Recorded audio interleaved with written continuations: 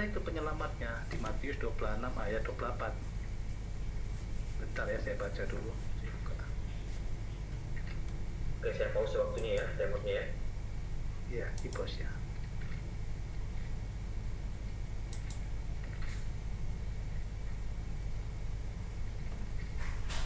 Ya, Matius 26 ayat 28.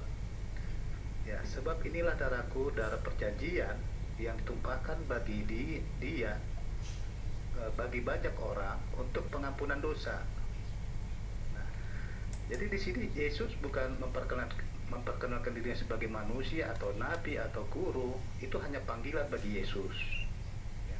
Tapi dia punya misi itu menyelamatkan manusia dan dosa dia sudah durhaka kembali ke jalan yang benar.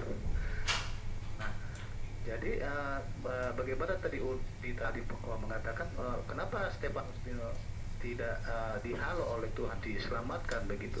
Memang Stefanus harus bersaksi tentang Yesus sebagai juru selamat, membawa orang supaya percaya kepada Yesus.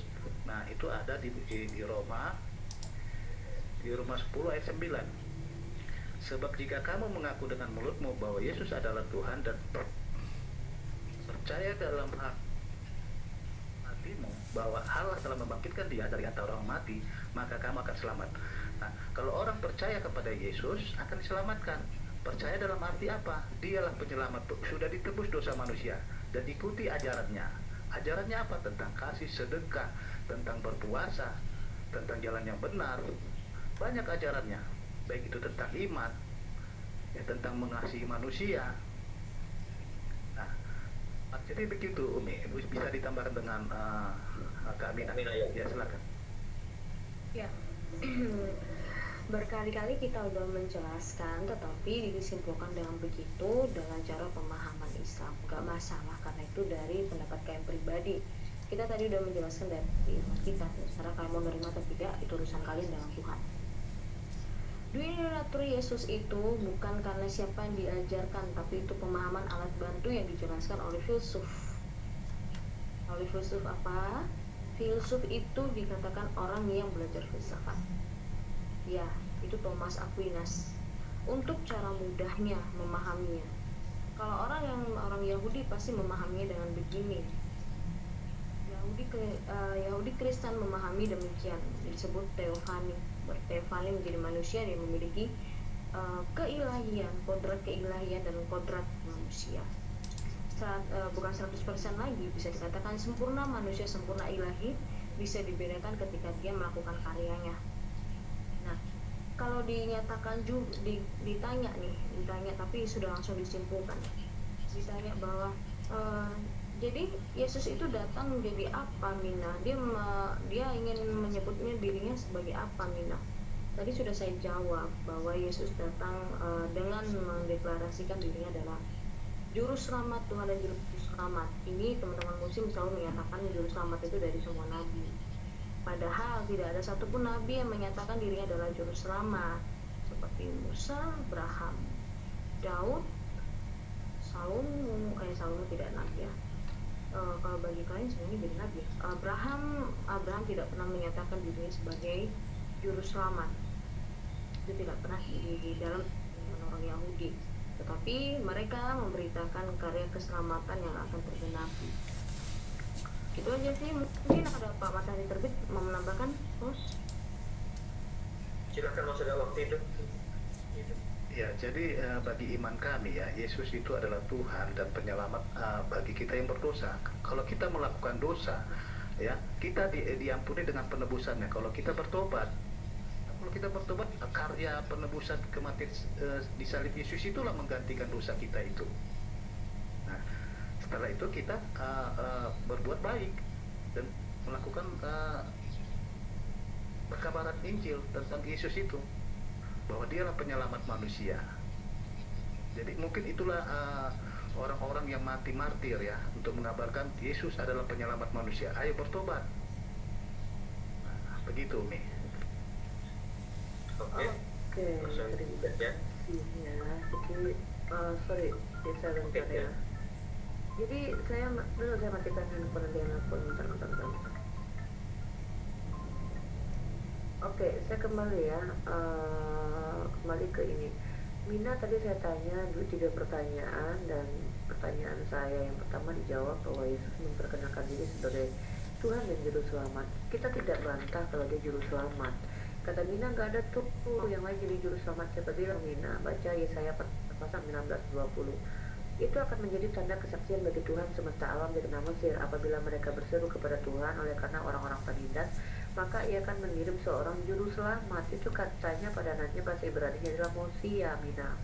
Nah, kan Yesus ini dipanggil Mesias karena kata Mosia itu, Mesias itu bukan dari kata Mesias ya, tapi dari Mosia, juru selamat. Dan kalau kata Mina, Yesus itu bedanya dengan Musa. Kalau Musa menyelamatkan di dunia, tapi Yesus menyelamatkan sampai ke akhirat. Itu kan bisa cuma klaim. Kenapa? Faktanya Yesus tidak menyelamatkan seluruh dunia. Buktinya nggak semua orang jadi Kristen dan percaya Yesus gitu. Even dia sudah turun dan muncul ke dunia dan mati sekalipun di tiang salib, Tuhan loh sudah turun loh dengan tujuan berkehendak menyelamatkan. Kehendak dia tidak terpenuhi itu. Karena gini, bukan dia yang menyelamatkan, orang harus berupaya dulu mengimani dia, mati baru. Jadi tidak ada sistem diselamatkan Tuhan kalian, tapi kalian menyelamatkan diri sendiri kalaupun keselamatan itu ada. Walaupun nanti Yesus bantah kalau kalian selamat semua, karena yang memanggil dia Tuhan tidak semuanya selamat. Jadi saya bingung ini, keselamatan absolut apa yang kalian tawarkan? Karena itu tidak ada sama sekali. Secara implementasi Yesus tidak terselamatkan seluruh dunia. Secara kenyataan Yesus di akhir, menurut eskatologi kalian juga tidak selamat semuanya, bahkan yang sudah menuhankan Yesus. Jadi apanya ini yang juru selamat yang ditawarkan oleh orang Kristen kepada seluruh alam ini gitu kan? Bullshit, nggak ada. Nah terus saya tanya tadi, Santo Aquinas yang mengajarkan Donatur itu, padahal itu ada di 1500 tahun, 1200 tahun ya, 1225 tahun kemudian setelah Yesus. Pertanyaannya, orang-orang sebelum itu, sebelum Santo Aquinas mengajarkan Donatur, itu memahami Yesus seperti apa? Donatur dari mana itu? Apa pemahaman Thomas Aquinas mengajarkan Donatur ini gitu ya? Apa dia pernah ketemu Yesus gitu? Sedangkan Paulus saja yang mengaku-ngaku ketemu Yesus tidak mengajarkan Donatur karena mengatakan hanya ada satu Allah dan satu Tuhan. Itu jelas dalilnya. Silakan bantah dari kitab kalian sendiri. Terus itu lagi saya bilang tadi, Yesus memperkenalkan diri sebagai siapa? Saya sudah katakan, Yesus itu bilang berkali-kali, dia katakan anak manusia, anak manusia, anak manusia. Kalau tentang dia anak manusia, kita nggak berdebat, Nina. Kita sama, kami pun memahami itu. Yang kita perdebatkan adalah keilahian Yesus, yang mana itu cuma hasil konsili gitu loh, hasil rapat. Kalau memang Yesus itu adalah Allah itu sendiri, ya silakan tunjukkan data saja gitu. Yang ngajarin kalian siapa? Karena kami pengen tahu nama orang yang mengajarkan ajaran kekristenan itu seperti Santo Aquinas yang muncul di tahun yang lahir di tahun 1225. Saya nggak tahu itu tahun sebelumnya itu pakai apa orang cara memahaminya. Silakan diambil sisa waktu yang lain, Bang Santri. Kasih panjang. Oke, silakan Bang Zuma atau Bang Santri Kota, silakan, masih ada waktu. Silakan. Dulu. Pause waktunya. Bang Santri Kota, Bang Zuma. Main ayamnya kabur pula. Nina kemana? Nah, Bang Santri Kota juara. Silakan Bang Zuma. Tinggal Bang Matahari Terbit sama Bang Zuma, lanjutlah. Baik, terima kasih. Ya, saya menyela di antara saudara-saudara saya di sini. Saya menambahkan sedikit saja. Kalau di dalam kitabnya orang Yahudi itu jelas dikatakan di dalam Yesaya 6:3 ya. Di situ jelas dikatakan dalam segala kesesakan, bukan seorang duta, bukan seorang utusan, melainkan dia sendiri yang menyelamatkan mereka. Halo, selamat malam. Iya, malam. Jangan dipotong dulu. Iya, malam. Ya. Aku cuma mau ucap selamat malam. Jadi di dalam Iya, oke. 600 tahun sebelum muncul ajaran tentang Yesus itu adalah Tuhan, dalam segala kesesakan mereka bukan manusia duta, bukan manusia utusan, melainkan Tuhan sendiri yang menyelamatkan mereka. Nah, sedangkan di dalam kitabnya teman-teman Kristen Sedangkan di dalam kitab di dalam 4 kitab kanonik ya, Lukas, Markus, Matius, itu semua mengatakan termasuk Yohanes, Yesus itu adalah utusan Tuhan, dan Yesus mengaku dengan mulutnya sendiri.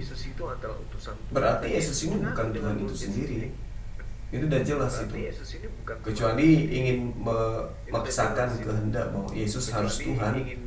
Karena kenapa? Yohanes 5 nomor 30, Yohanes 10 nomor 16, Markus 9 nomor 37, Matius 10 nomor 40, Yesus mengaku bahwa dia adalah utusan Tuhan. Dengan demikian, Yesus bukan Tuhan itu sendiri. Demikian. Selesai. Oke, dari tim Kristen Bagaimana kita selesai yang tadi siap, oke? Malaysia. saya dulu.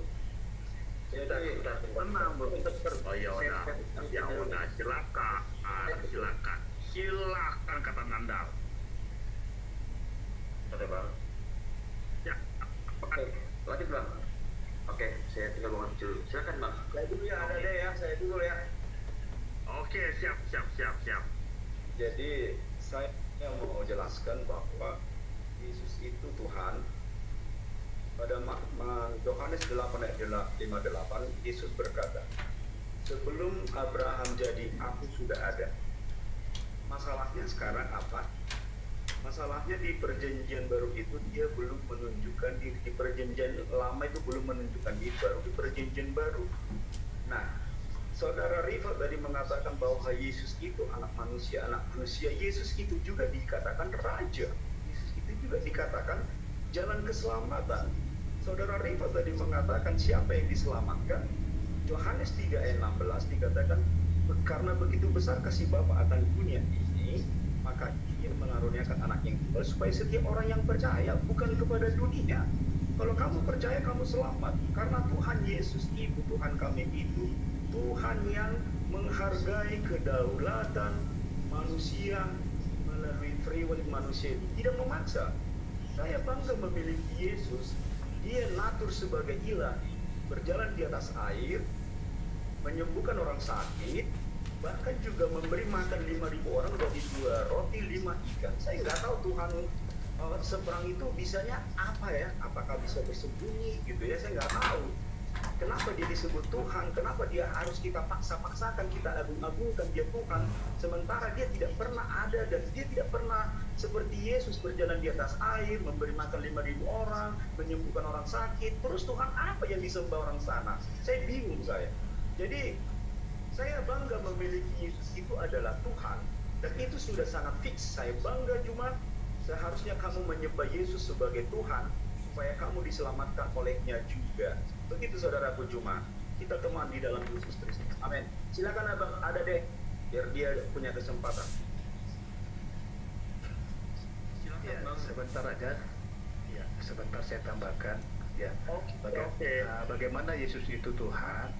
Ya, kita buka juga di Wahyu. Bro. Masih waktu kami, bro. Itu Kristen itu ada deh, Kristen. Oh, sorry. Silakan. Di Wahyu Jadi 22. Bapak nantian saja bertiga, saya berdua ngomong dulu, saya 100% hidup, 100% bangun ya. Oke, saya dari Pak, saya kan silakan. Ya, di Wahyu 22 ayat 16 ya. Aku Yesus telah mengutus malaikatku untuk memberi kesaksian tentang semuanya ini kepadamu. Bagi jemaat-jemaat, aku adalah tunas, yaitu keturunan Daud, bintang timur yang gilang gemilang. Dalam artian apa? Yang berhak mengutus malaikat itu siapa? Kalau enggak Tuhan ya, tidak mungkin manusia mengutus malaikat. Nah, itu jawaban bagaimana Yesus itu Tuhan. Nah, untuk menjawab tadi ya, di dalam konsili Nicea ada seorang imam yang bernama Arius ya, dia membuat narasi bahwa Yesus itu adalah manusia. Nah, dia berpikir Yesus itu adalah manusia, dan di pendapatnya itu didukung oleh uskup Eusebius ya, Eusebius. Nah, mereka ditentang oleh uskup Alexander dan Anastasia. Nah, bagaimana mereka berdebat? Nah, Imam Arius ingin menyamakan itu Yesus itu kemanusiaan. bukan Tuhan katanya. Disitulah Imam Arius itu sebagai orang yang sesat. Nah, sudah ada narasi-narasi di Alkitab bahwa Yesus itu Tuhan. Nah, mungkin itu makanya ada konsili-konsili seperti itu. Itu karena ada penyimpangan atau kesesatan di dalam oleh para bapak-bapak gereja, ada juga yang sesat. Nah, mungkin itu sementara, mungkin ditambahkan oleh yang lain. Silakan masih 1 menit lagi. Ini roomnya Muslim toh? Silakan Bang, 1 menit. Silakan. Tunggu, aku tanya dulu. Ini room Muslim bukan? Room Muslim, room Muslim Bang. Oh, room Muslim. Berarti aku berharap pertanyaan tentang Al-Quran dong. Silakan Pak, ya ampun. Oke. Bang Juma, kita belum selesai ini tentang Al-Baqarah 222. Jelaskan Pak. Bicara tentang Yesus dulu Pak, nanti kalau Aduh. Bang, ini adalah roomnya Muslim. Saya berhak bertanya tentang Quran. Bang, temanya bukan yang ini. Kita fokus sama yang apa yang sedang di. Oke. Saya siapa sama Juma belum selesai. Juma, Iya. mau jelasin dong. Nanti ada Al-Baqarah 222. Aduh. Atau Rifa jelasin. biar aduh ada deh mute dulu deh. Bang Gue kira teruskan aja. Silakan Bang. Oh, jadi saudara-saudaraku, Yesus itu sangat mengasihi orang Islam, orang Buddha, orang Kristen. Jangan sia-siakan pengorbanan Yesus di kayu salib. Marilah kita bersatu menyembah Tuhan Yesus Kristus. Tidak perlu kita mencari perbedaan. Tidak perlu kita harus. Anda berada di antara serigala, bro. Jangan lupa. Tenang Anda saja. di antara Masa serigala. serigala cantik kayak saya gini ya? Oh iya lah, lu serigala, gua tahu. Lu ada tapi serigala. Mana sih? Maaf ya Katakanlah Injil ke seluruh makhluk Pak. Boleh, silakan. beritakan beritakan seluruh makhluk, tidak harus dipaksakan mereka percaya kepada Yesus. Betul. Nggak bisa, bro. Apa percaya mereka? Mereka tuh orang beludak. Ih, Pak. Ya udah selesai. Aduh. Aduh. Oke, waktu habis. Takut. Kembali ke Muslim. Takut. Sebentar, ada deh nih. Soal cuma Ada deh takut. ini. Bro, lu Kristen bukan? Apa sih? Kamu nggak ngerti? Siapa? Kalau diam, kalau Kristen lu diam. Saya Muslim, bukan Kristen bro. Ya udah lu diam. Gua tanya sama Juma sekarang. Nah, itu aku bertanya di roomnya Muslim. Pak, ada deh. Mana Rasul? Wah, nggak bisa. Ini roomnya Bu Nurifa jujur ada bilang kalau di room Muslim aku boleh bertanya tentang Quran, benar? Boleh. Ya sudah, aku tanya sekarang. Tapi Anda masuk pas lagi orang ada topik. Kita lagi di Biarin aja, gua mau tahu topik itu. Ayo, Kok nggak mau jawab. tahu?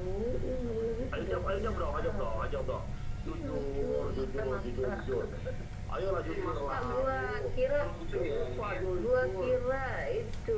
Itu sudah dijawab loh tadi itu Bang. Itu sudah dijawab loh tadi itu Bang.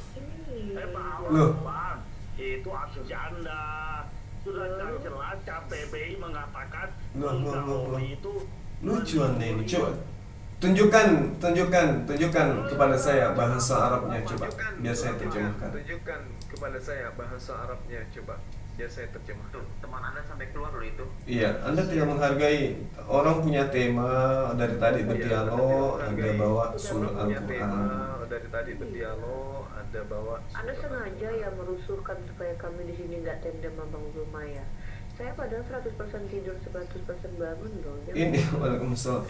Ini kalau dibahas surah Al-Baqarah ini kalau dibahas surah Al-Baqarah Padahal ini. dua-duanya kabur loh, dua-duanya. Ih, gara-gara Anda sengaja Anda berhasil iya. melarikan. Terus Anda mengatakan kami serigala. Iya. Bukan lucu itu Anda kan? mengatakan Serigala kami itu di luar Yahudi, Romawi itu serigala gitu loh. serigala itu di luar Yahudi. Apa Romawi itu? Serigala gitu loh. Mana ada Itu berdasarkan KBBI ini bahasa Al-Quran, Bung. Aku berdasarkan KPPI ini bahasa Al-Quran, Bung. KBBI nggak ada waktu Al-Quran. Maksudnya kalau kita Iya. bergaul dengan orang-orang, maksudnya menggauli. Ih, Bapak itu nggak punya pergaulan sih. Bapak nggak gaul, artinya Bapak nggak nidurin. Malam ini aku ketemu Aduh. lucu-lucuan terus sih dari tadi ya Allah. Bapak gaul ya kata orang. Bapak gaul banget. Bapak tidurin ya gitu. Bang Zuma kok gaul banget. Bang Zuma kok tidurin banget. Itu Pak Adade mic-nya dibuka Pak, kan saya ingetin aja sih, kasihan mungkin dia lagi ngomong lupa open mic. Pak Adade Ya saya elah, bantu Bang kasih Zuma, tahu padahal mic-nya kita- dibuka. Padahal aku Mic-nya sama dibuka, Bang Pak. Zuma barusan mau makan serigala gara-gara Pak Adade. Ih. Jadi dua serigala kita jadi kabur. Nggak asik. Sengaja tuh kayaknya tuh Bang Zuma. Nggak seru. Mungkin sudah mau turunkan, tiba-tiba yang dua-dua sudah turun. Iya, maksudnya apa ini Pak Adade ini gimana maksudnya ini? Pak Adade. Itu kali ya, yas'alunaka anil mahid itu kali ya maksudnya yang dia sedang tanyakan. Al-Baqarah 225 katanya kalau Oh nggak iya salah. benar. Iya. Yas'alunaka anil mahid gitu. Dikira KBBI waktu Rasulullah ada udah ada kali ya. Ini ada Frozen Throne, ini siapa ini? Muslim atau Kristen? Frozen. Selamat malam. Jangan main mute, jangan curang Anda. Nggak ada yang mute, nggak ada. Kalau Anda host, diam. Kenapa Anda ini tidak orang? berhak mute saya. Ini gimana sih hostnya yang Ayo diatur? coba jawab, ayo jawab dong. Bang Dia Dia Kasih timer. Sunan Dinda ini. 233 234 jelas Kasih timer. mengatakan baginda Anda menggauli salah satu istri yang celanghet. Oke. Kasih timer Bang ya supaya kita bisa Nggak berdialog. perlu ya, pakai ya. timer, 5 menit ya. nggak perlu pakai timer. Ayo jawab. 5 menit, oke. Jangan gitu lah. Anda Nggak perlu, gua nggak perlu pakai timer, diketawain sama Nggak perlu. Kristen yang lain loh. Bodoh Anda amat, ini aku mau diatur pikirin. loh. Kok Gua kayak nggak gitu? Ajaran kasih kok kayak begitu gimana sih?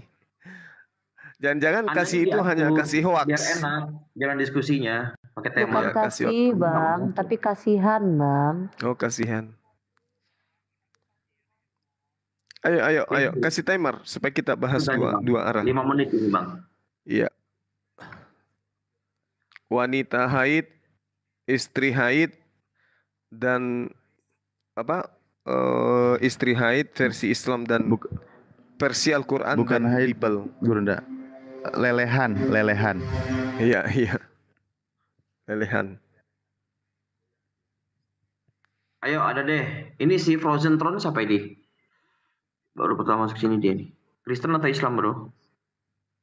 Frozen Throne. Muslim Bang. Oh Muslim. Ya silakan ada deh. Naikin oten aja Dad biar imbang. Oke. Oke, aku turun ya, makasih. Aku turun ya, tak turun ya. Bukannya ini satu orang ini mau ditenangkan dulu? Zoom Iya, aja, kita mau nonton aja. Enggak, maksudnya satu manusia ini harus ditenangkan dulu gitu. Iya tenangkan dulu Bang, kasih dulu itu Jinakkan. Bang. Nah itu dia. Yuk, ada Iya, satu lagi yang silakan dulu kosong yang dia. buat Kristen tuh. Silakan Bang Zuma. Iya. 3 menit aja deh, 3 menit. 3 menit, oke. Karena orang ini sebenarnya niatnya enggak mau berdiskusi, hanya mau memojokkan Islam gitu. Oke, siap. Oke, 3 menit. Silakan Bang Zuma. Oh iya, ada Bang Alif. Assalamualaikum Bang Alif. Aku lupa ngucapin salam. Waalaikumsalam warahmatullah. Lanjut. Iya, ada deh. Buka mic-nya, tapi jangan ngerusuh ya. Enak kalau diatur tuh enak. Silakan ada deh. Buka mic-nya. Ya mungkin bisa dijawab aja Bang Zuma yang pertanyaan dia tadi. Oke, baik. Gua turun. Jadi Kalau nggak berani, gua ikut turun. Kenapa? Enggak, duduk cantik, Kalau duduk nggak- cantik. Kalau Juma nggak berani, gua turun, nggak apa-apa. Biar bilang Lah, gua ini mau kabur. dijawab. Pasti Ini lu mau ngomong gua dijawab. kabur. Ini mau Jawab dijawab. Juma. Baca dulu Oke. di Surah Al-Baqarah 222. Oke, kamu diam ya. Dijawab ini 3 Oke, menit waktunya pakai silakan. timer. Baca Oke, dulu silakan, ya. Bang Zuma. Baca dulu ya aja ya. Oke, kamu diam dulu ya. Oke, Oke, Bang Zuma 1, menjawab. 2, Silakan, Bang 3 Zuma. bacain. Oke, silakan Bang Zuma. Oke, baik. Jadi bismillahirrahmanirrahim. Kembali lagi tema yang tadi siang ya. Mungkin Pak Adade ini penasaran gitu ya. Karena ternyata di kitab yang mereka ambil dari agama lain lebih sadis berbicara mengenai wanita yang haid gitu. Oke, di dalam surah Al-Baqarah ayat 222. Ini Pak Adade bawa lalu kemudian ditabrakkan kepada salah satu hadits dan Pak Adade tidak mau tahu tentang hadits yang lain gitu ya. Semata-mata Bacakan Bang. sabar dulu, sabar. Ini waktu saya, Pak. Sabar ya. Nanti Bapak tanggapi apa yang saya terangkan gitu. Nah, Al-Quran menjelaskan begini dalam surah Al-Baqarah. Surah Al-Baqarah ayat 222. Wa yas'alunaka 'anil mahid, dan mereka menanyakan kepadamu tentang haid. Qul, katakanlah kepada mereka, ya, huwa dia azan, gangguan, atau ada ketika ada kotoran gitu ya, ada sesuatu yang menajiskan gitu. Fa'tazilu, maka jauhkan diri kalian ya dari yang dimaksud itu, nisa, perempuan. Fi, dalam mahid, haidnya. Jadi dalam haidnya itu maksudnya dalam kondisi haid merujuk kepada sumber daripada haid itu sendiri. Wala, dan jangan takrabuhunna, kalian mendekati mereka, hatta hingga yazhurna, mereka suci. Faiza, apabila kemudian tazakharna, mereka telah suci, fa'tuhunna, maka datangilah min dari haitsu, dari mana, amrukum, menyuruh kalian Allah. Jadi dari manapun Allah menyuruh kalian. Innallaha, sesungguhnya Allah, yuhibbu, menyukai, mencintai, tawabin, orang-orang yang bertaubat, wa yuhibbul, dan menyukai mutatahhirin, orang yang membersihkan diri atau mensucikan diri. Nah, terus apa yang Anda bawa? Narasi apa yang Anda ingin bawa? Ketika dikatakan di sini tidak boleh kemudian umat Islam itu mendekati haid. Jelas di situ dalilnya ada. Fil mahid, ya, tidak boleh kemudian kita harus menjauhkan diri dari perempuan-perempuan fil mahid, dalam haid. Artinya dalam haid itu merujuk kepada sumber haidnya gitu. Kita harus menjauhkan diri dari sumber itu. Bukan menjauhkan diri dari oknum perempuannya, tidak. Seperti itu yang diterangkan di dalam Al-Quran ini. Maksud daripada mencampuri di sini artinya kita tidak boleh melakukan sesuatu yang sifatnya merujuk pada sumber haid itu. Waktu habis. Ya, silakan. Selesai. Juga buat kamu. Saya baca, bro, saudara-saudara Muslim dan Kristen, saya bacakan lagi dari Al-Baqarah 222. Di sini dikatakan, dan mereka menanyakan kepadamu Muhammad tentang haid. Katakanlah, itu adalah sesuatu yang kotor. Itu adalah sesuatu yang kotor. Karena itu jauhilah istri pada waktu haid dan jangan kamu dekati sebelum mereka suci. Oke? Mari kita baca di Sunan Abu Daud 234. Ya. Oke, Sunan Abu Daud 233 dulu. Ya. Di situ dikatakan telah menceritakan kepada kami Yazid bin Khalid bin Abdullah bin Mauhib Al-Ramli telah menceritakan kepada kami Al-Aid bin Sa'ad bin Ibnu Syihab dari Habib mantan Syahaya Urwa dari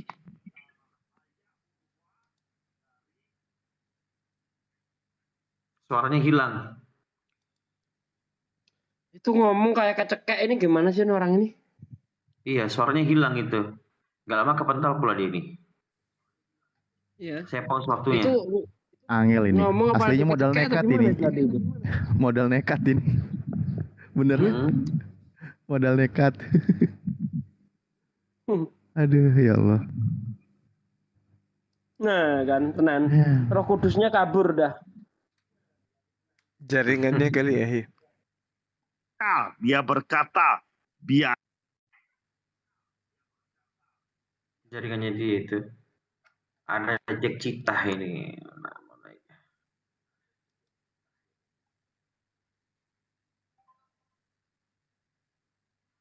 Nah, kan Jack Citahnya sudah.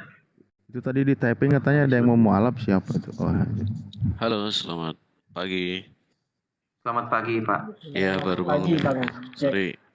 Pagi Tadi Cito. kecapean. Halo, Mbak Rifa.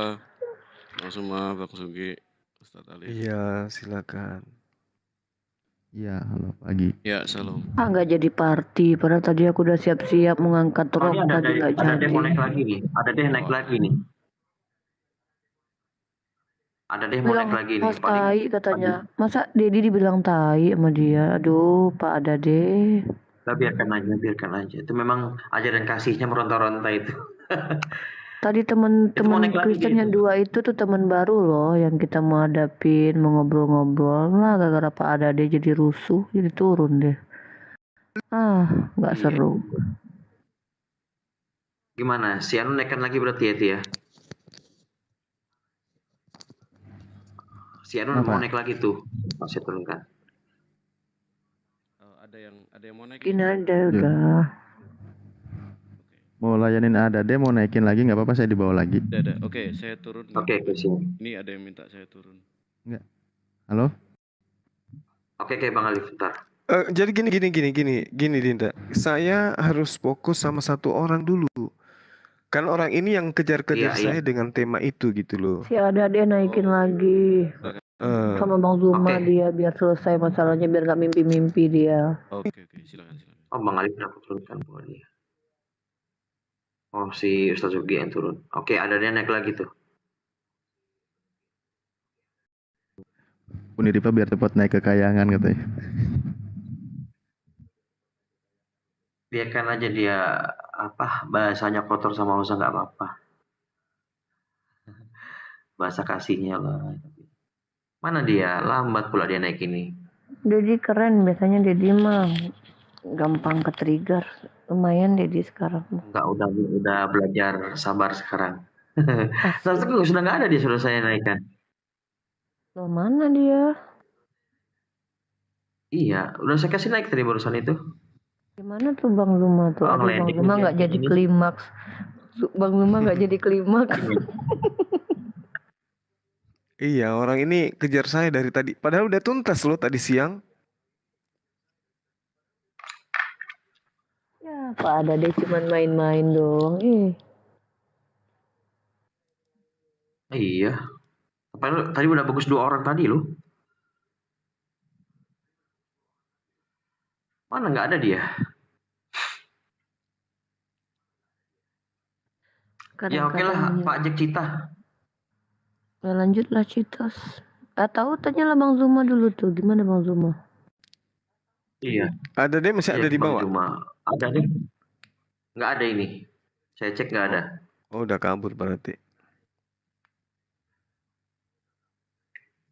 Ya Pak Si Jack Monik Citah. pergi, yang 2 pergi. Iya, Pak udah ada di dinaikkan ini lagi aja. satu dari Kristen biar 2 lawan 2 gitu. Iya. Tandem. Aku tandem enak kalau Mana yang sama tadi Bang Kristen ini? Zuma. Kalau sama Bang Zuma tandem aku bisa 100% tidur, 100% bangun. Ya, yang dari Kristen silakan naik nih, kirim permintaan. Tuh naikin gua katanya tuh. Naikin gua katanya. Yang mana? Ada Yang deh. mana? Ada deh, tuh masih ada. Ada deh. Klik atuh. Nggak ada sudah. Kirim permintaan lah.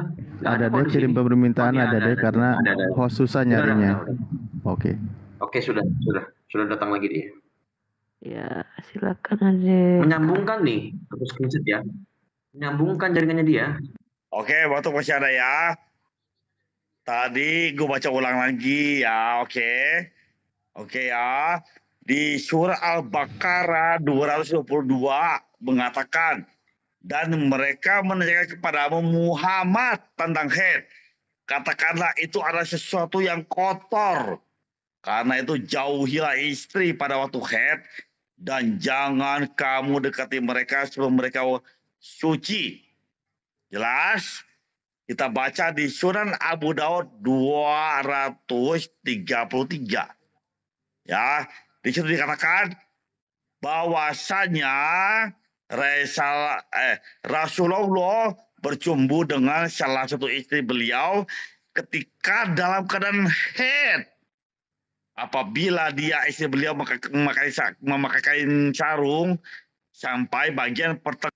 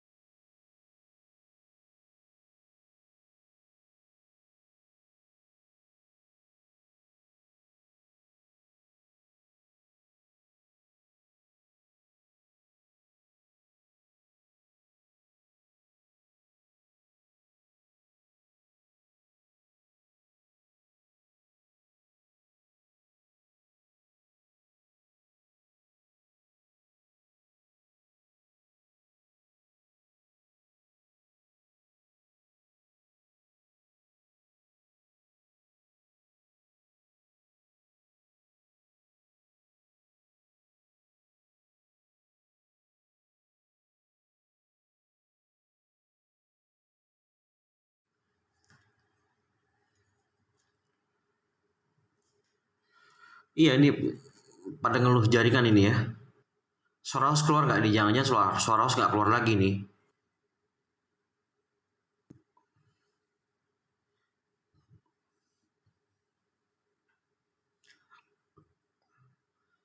Assalamualaikum Bang Alif. Naik lagi Bang Zuma. House keluar nggak? Halo? Jaringannya ini, aduh parah nih jaringan. Jaringan apa sengaja nih? Jaringan. Jangan sampai gue bacanya ayat lu bilang jaringan. Sebentar Bang Alif, suara house keluar nggak Bang Alif? Ada kedengeran. Oke, alhamdulillah. Oke, Juma. Oke, kita terusin Juma. Oke ya. Gue baca lagi nih dari awal. Bro, waktunya tolong ditambah karena nanti mati terus. Oke. Mau tambah berapa kamu banyak ngatur. Loh, bro, dari tadi mati terus bro, jaringan lu nggak bagus, lu jangan nyalain gua host. Jaringan kamu tadi itu yang nggak bagus, jangan sembarangan kamu. Loh, jaringan lu nggak bagus, makanya lu roboh. Jangan gua. Udah. Udah, oke dah. Ini dia mau bahas tentang mau bahas tentang mahid itu isi makan nama tempat keluarnya. Ini ada deh. Oke ya, kita coba dengerin. Oke, waktu gua Waktu gua ya, deal. Oke, cepat. Deal, oke, udah. Gua bacakan lagi di surat Al-Baqarah 222. Di situ dikatakan dan mereka menanyakan kepadamu Muhammad tentang haid. Katakanlah itu adalah sesuatu yang kotor. Haid adalah sesuatu yang kotor. Karena itu jauhilah istri pada waktu haid. Ya. Dan jangan kamu dekati sebelum mereka suci. Ya, oke. Kita baca di Sunan Abu Daud 233. Di situ dikatakan telah menceritakan ini mantan saya Maimunah bahwasanya Rasulullah Assallallahu Wasallam bercumbu dengan satu istri beliau ketika dalam keadaan haid. Apabila dia istri beliau memakai kain sarung sampai bagian pertengahan paha atau lututnya yang dia gunakan untuk penghalang supaya jangan kemana-mana. Saya menyimpulkan Kita baca di dalam Sunan Abu Daud 234. Telah menceritakan kepada kami ini. Dari Aisyah dia berkata, biasa Rasulullah SAW menyuruh salah seorang di antara kami, istri beliau, apabila sedang haid untuk memakaikan sarung, kemudian ia menidurinya. Pada kali lain Aswad mengatakan dengan rasi menggaulinya. Udah cukup. Oke, saya riset berarti waktunya ya. Oke, silakan Bang Zuma 3 menit Bang Zuma. Bang Cita silakan, terus Bang Cita kalau mau. Masih ada, ini masih waktu kami. Bang Cita silakan. Oh, saya nggak ada bahan kalau yang itu. Jadi nggak ada. Ini Oke, silakan. Silakan Bang Zuma. Iya, baik. Ya, tadi sudah saya jelaskan ya di awal bahwa tidak ada sesuai dengan apa yang Anda tuduhkan gitu ya. Nah, kalau Anda membawa hadits misalnya hadits yang Anda sebutkan itu di dalam Abu Daud ya. Hadis Abu Daud nomor 233. Jadi cara belajar Islam itu tidak seperti apa yang Anda sangka gitu ya. Rasulullah Muhammad SAW ketika dikatakan bahwa an Maimunatu anna Rasulullah SAW kana yubashirul mar'ah min nisa'i. Di sini dikatakan di terjemahannya, beliau Rasulullah Muhammad SAW itu bercumbu dengan salah satu istri. Ya, min nisa'i, dengan salah satu perempuannya atau istrinya. Wahiyah haidah, ketika dalam keadaan haid. Mari kita terjemahkan hadits yang Anda gunakan ini kata per kata. Kana itu artinya dulu. Yubashiru artinya melanjutkan ya, boleh diartikan melanjutkan atau memproses. Yubashiru memproses. Kemudian kata lanjutannya adalah mar'ah. Itu artinya apa? Perempuan. Ya. Jadi dari mana kata dasar yang kemudian Anda bisa jadikan sebagai rujukan untuk menghujat Rasulullah?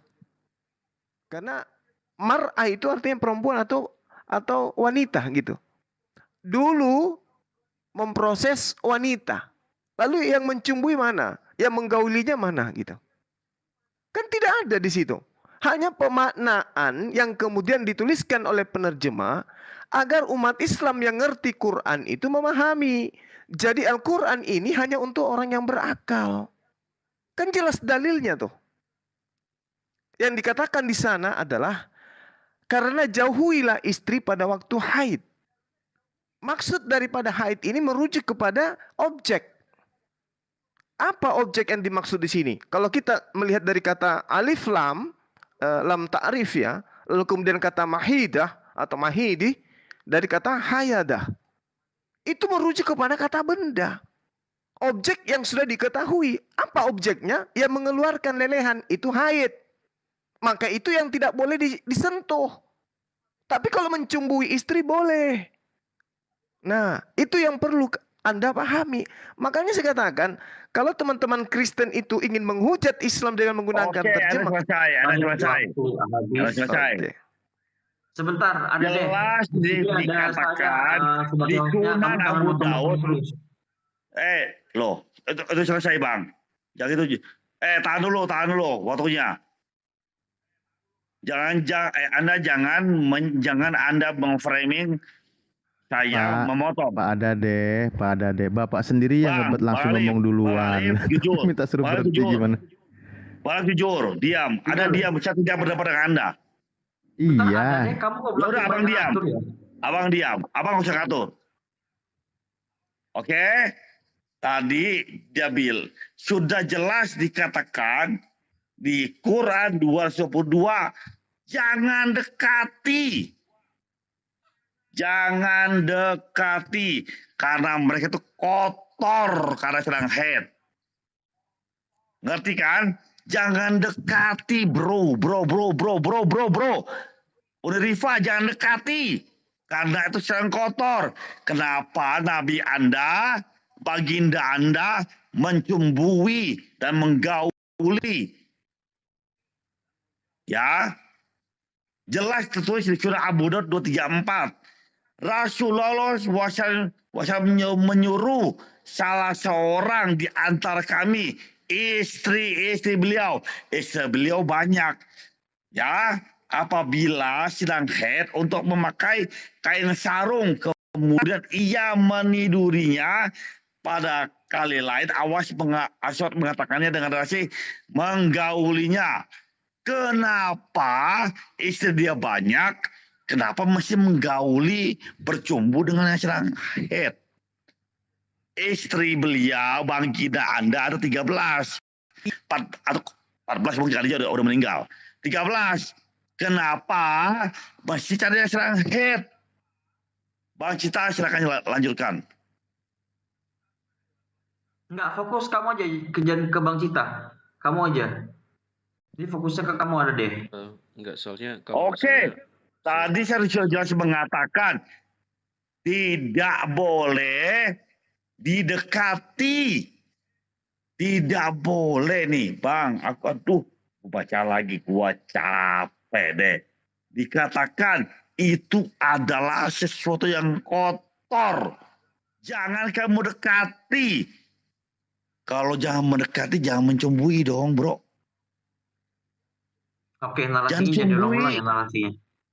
Loh, host jangan tidak adil.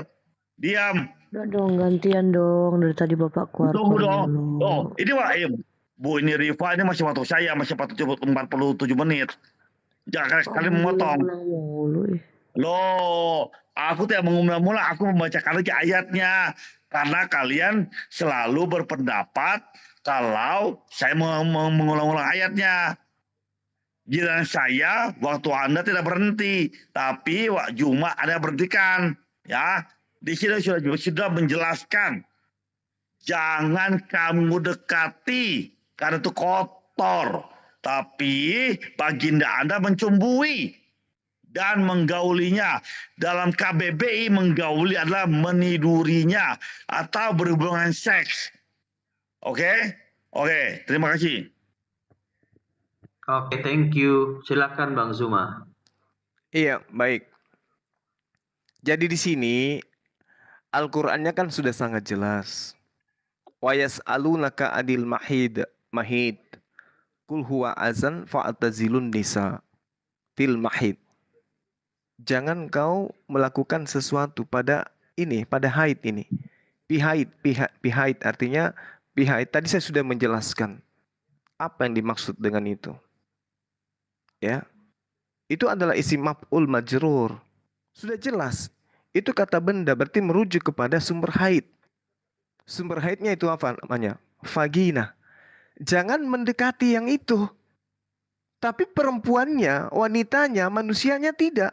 Makanya dikatakan hingga mereka suci. Apa yang suci di sini? Sumber daripada haid itu tadi sudah bersih. Baru bisa mendekati sumber haid itu. Yang dilarang adalah sumber haidnya.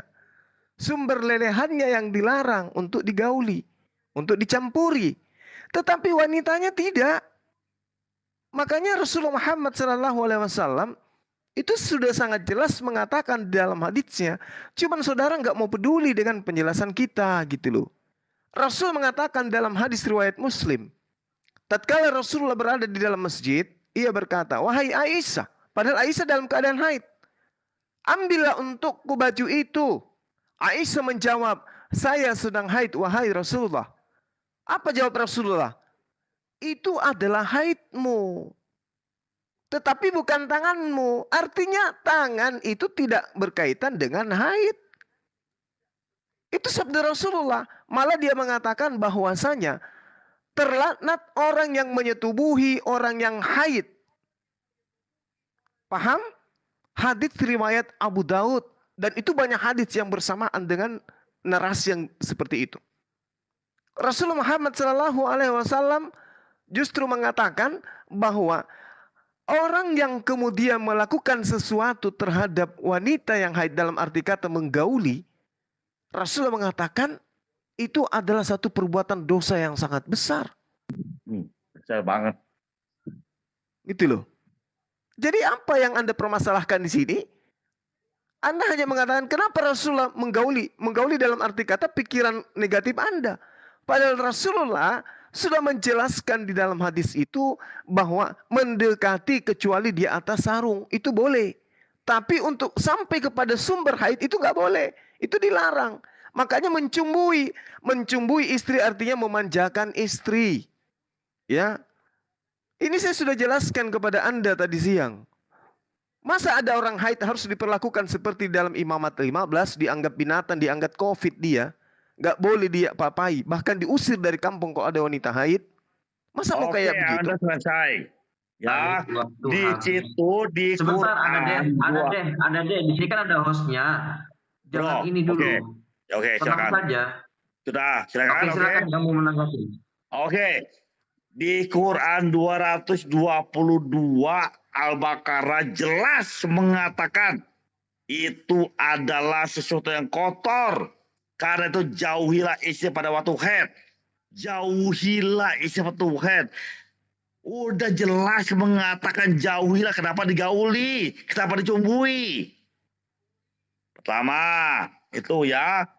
Dan jangan kamu dekati. Jangan kamu dekati. Tapi sama baginda Anda dicumbui. Jelas di situ, ya, jelas banget di situ. Dan di dalam Sunan Abu Daud 23 dikatakan memakai kain sarung sampai bagian pertengahan paha atau lututnya. Pertengahan lutut, ngerti dong? Di lututnya yang dia gunakan untuk penghalang supaya jangan berceceran kemana-mana. Dan di Sunan Abu Daud 234 dikatakan kemudian ia menidurinya. Pada kali lain Aswad mengatakan dengan reaksi menggaulinya. Bang Jack mau menambahkan atau enggak? Kamu aja. Oke. Saya enggak. Saya cuma di sini sudah jelas mengatakannya. Ya, di surah Al-Baqarah, jangan kamu dekati. Itu adalah sesuatu yang kotor. Tapi baginda Anda mencumbuinya dan menggaulinya. Cuma tolong Anda jujur. Saya perlu saya menunjukkan KBBI apa artinya menggaulinya? Bang Ade deh, misi izin. Ya, saya cuma tertarik kalau menjawab masalah Dwi Natur Yesus aja sih tadi, soalnya aku dengar Mbak Rifa sempat nyinggung soal itu. Tapi kalau poin ini silakan Bang Ade deh semua aja, nggak apa-apa. Terima kasih. Jadi kita mau bahas topik lain. Ya kalau enggak ini suruh selesai dulu, mungkin satu sesi ini. Lanjut aja. Ya, diselesaikan aja dulu. Oke. Silakan Bang. Nggak apa-apa. Ya sudah, yang jelas dikatakan tadi, jangan kamu dekati karena mereka itu kotor lagi haid. Jangan dekati. Tapi kenapa baginda Anda mencumbui dan menggaulinya? Tolong jelaskan Bang. Jangan lari kemana-mana. Please tolong. Jujur jadi orang. Tolong ya. Oke. Gak apa-apa, kasih waktunya ke Bang Zuma. Makasih. Oke, sebentar, makasih. Bang Zuma, saya rasa jawaban yang udah dijawab sama Bang Zuma dan itu dipertanyakan kembali sama Adadeh. Dan itu narasi yang dibangun sama Adadeh yang dari awal sampai sekarang itu masih sama. Saya rasa Adadeh nggak mengerti apa yang udah disampaikan sama Bang Zuma. Saya rasa mau sampai akhir zaman tanya si Adade tetap seperti itu Bang Zuma. Betul, sampai kiamat itu pun seperti tidak itu. akan. Saya rasa ini mau diterusin atau bagaimana atau berganti topik gitu. Ya udah. Karena Oke, gini ya. Ya udah gini. Host. Teman kamu Jessica atau kamu saya gantikan sama Jessica aja. Gini. Host. Kamu terlalu banyak mengatur host gitu aja. Host, sebelum aku turun, aku mau ngomong sebentar dikit ya. Teman-teman Muslim, ya, jangan bilang saya kabur, jangan bilang saya takut dengan si Juma. Udah, jadi gimana Bang Zuma? Saya jawab Masih dulu deh, saya punya hak. Iya, saya harus silakan. luruskan pemahaman orang miring ini. Jadi gini, Pak Adade, dengarkan saya sebelum Anda lari dari sini, sebelum Anda kabur. Umat Islam itu memahami Al-Quran.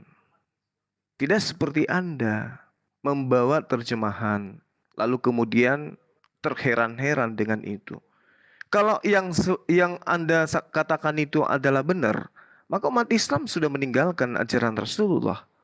Orang-orang jahiliyah, orang-orang Arab yang pertama kali melihat itu, kalau itu benar menurut pemahaman Anda, Islam itu sudah ditinggal dari sejak awal. Masalahnya sekarang Anda nggak paham Quran. Ngerti enggak apa asbabul nuzul daripada ayat surah Al-Baqarah ayat 222 itu? Perlukah saya ulang lagi penjelasannya tadi siang?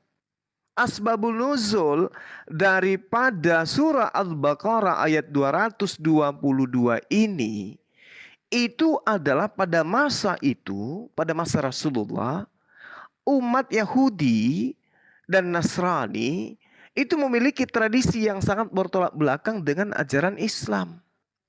Mau bukti? Tadi saya sudah sampaikan kepada saudara ya, saya buktikan kepada Anda. Ketika kemudian orang-orang bertanya kepada Rasulullah tentang haid. Nah, Rasulullah menjelaskan itu, ayat itu datang untuk kemudian menjawab pertanyaan tentang haid berkaitan dengan apa yang dilakukan oleh orang Yahudi berdasarkan kitab mereka terhadap wanita haidnya. Di dalam Imamat 15, di dalam Imamat 15, apabila seorang perempuan mengeluarkan darah haid, maka darah haid yang ada keluar dari auratnya itu ketika mencemarkan kain, tempat tidurnya, dan apapun yang ia sentuh, maka barang-barang itu dianggap najis. Dan barang siapa yang menyentuh barang itu juga dianggap najis dan dia harus mandi. Dan dia dihukum najis sampai matahari terbenam. Jadi kalau ada istri di dalam agama Yahudi berdasarkan imamat ini haid, maka dia lebih parah karantinanya daripada orang penyakit COVID. Karena kenapa? Barang apapun yang disentuh oleh wanita haid di dalam Imamat 15 itu semuanya najis. Dan siapa yang menyentuh barang yang disentuh oleh wanita haid ini, itu harus mandi dan dihukum najis sampai matahari terbenam. Dan kalau ia tidur bersama dengan wanita haid, maka dia najis selama 7 hari, 7 malam. Ini yang kemudian menyebabkan ayat suci Al-Quranul itu diwahyukan. Itu yang perlu saudara pahami. Bagaimana kemudian perempuan di dalam Yahudi ketika haid itu jauh lebih sakral perlakuannya daripada orang yang kena COVID. Nah, Al-Quran datang kemudian memberikan data yang sangat akurat. Kalau dikatakan Rasulullah Muhammad SAW tidur bersama istrinya, boleh tidur, tidak masalah tidur. Tidak seperti di ajaran imamat tadi.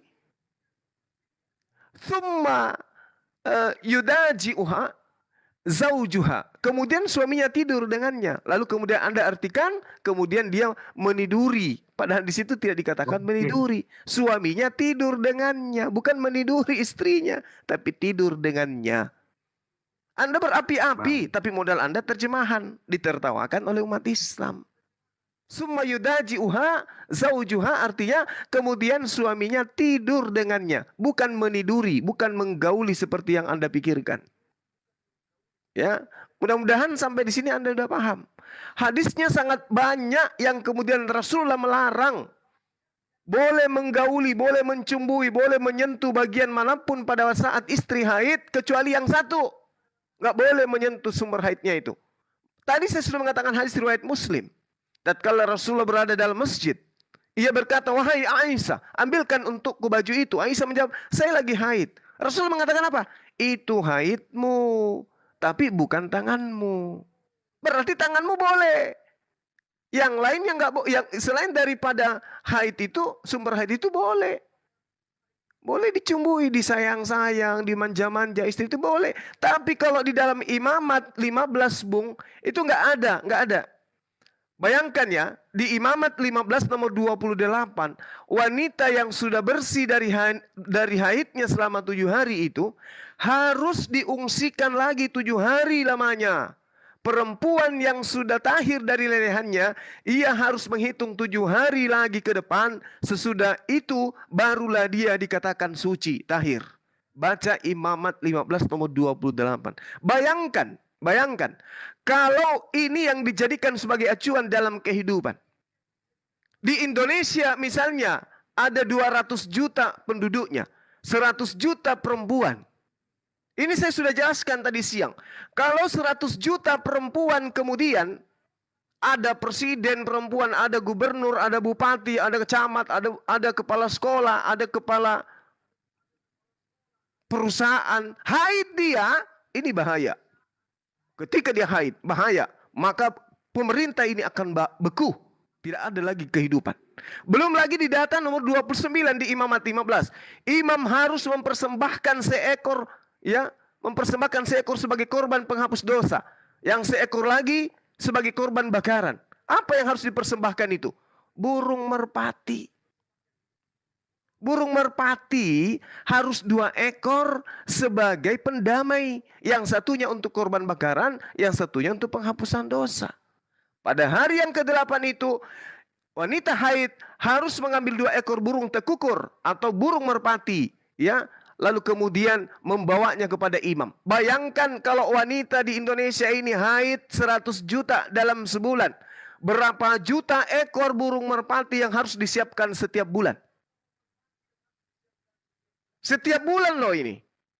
Lalu 200 juta wanita ini harus diungsikan. Kenapa? Setiap barang yang disentuh najis. Tidak boleh ada yang menyentuh wanita ini. Lalu apa jadinya dunia ini kalau wanita diperlakukan seperti itu?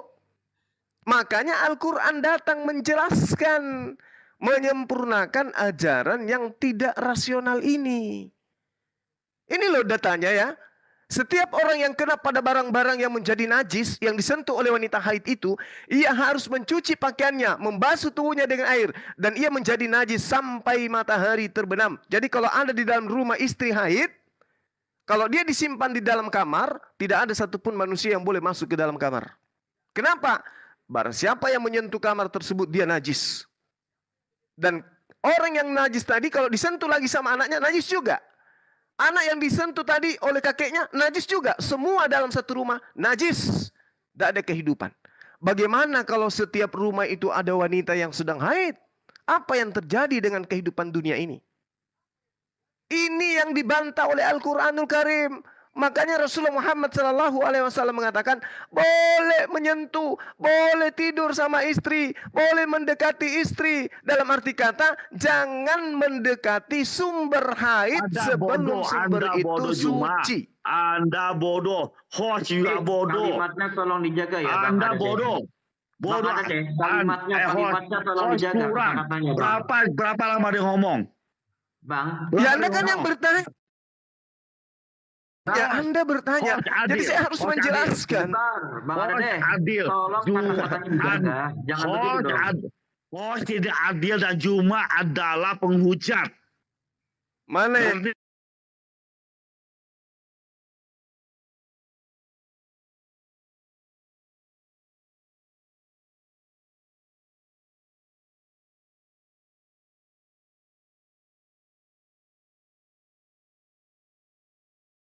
Anda bawa? Anda kan cuma menggunakan terjemahan. Anda menggunakan terjemahan. Dewi Wijaya. Belajar dari laki-laki. Mengapa jalan laki-laki? Potong kemaluan Anda. Itu Jack Cita. Biar dia bisa. Anda tuh curang. Sambil yang lain minum kopi ya, yang lain minum kopi. Dan tidak memberikan saya tuh waktu untuk menjawab. Ya, silakan Anda jawab. Banci. Gak usah maki-maki gitu, Pak. Loh, gak usah maki-maki kayak gitu. Host membisukan saya dan memberikan Anda waktu jauh di bawahnya. Oke, sekarang Anda bicara 1 jam, silakan.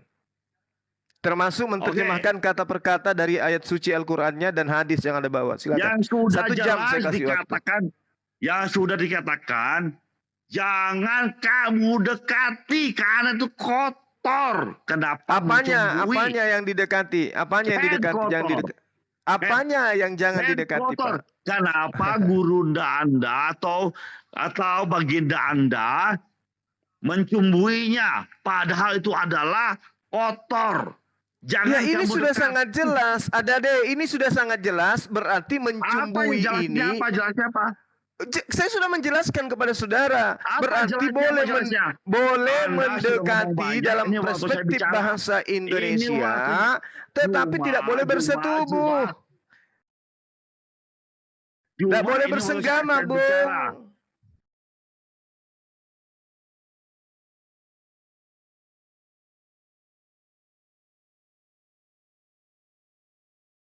Jangan sampai saya kasar sama Anda ya. Jangan sampai saya kasar sama Anda.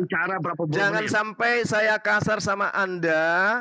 Saya katakan kepada Anda, please. Saya datang. Jangan sampai saya kasar sama Anda ya. Saya masih menghargai Anda. Oke? Saya masih menghargai Anda. Kita dimonitor loh ya. Kita dimonitor.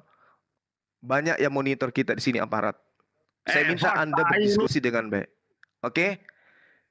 Sekarang tolong jelaskan ke saya, kamu terjemahkan hadits yang kamu bawa kata per kata. Coba, saya ingin tahu. Anda jangan. Diam dulu, Juma, lu diam dulu. Host, lu jangan curang. Jangan mute gua terus, host. Lu adil jadi host. Anda bisa diatur atau tidak, gitu loh. Tadi kan diatur pakai timer, enak. Loh.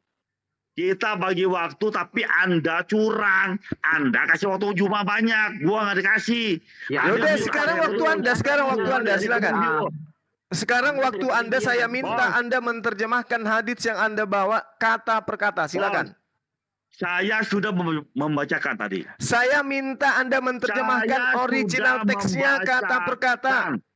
Saya minta Anda terjemahkan atau susun kata per kata sesuai dengan original teks hadis yang Anda maksud. Silakan. Ini waktunya saya bicara.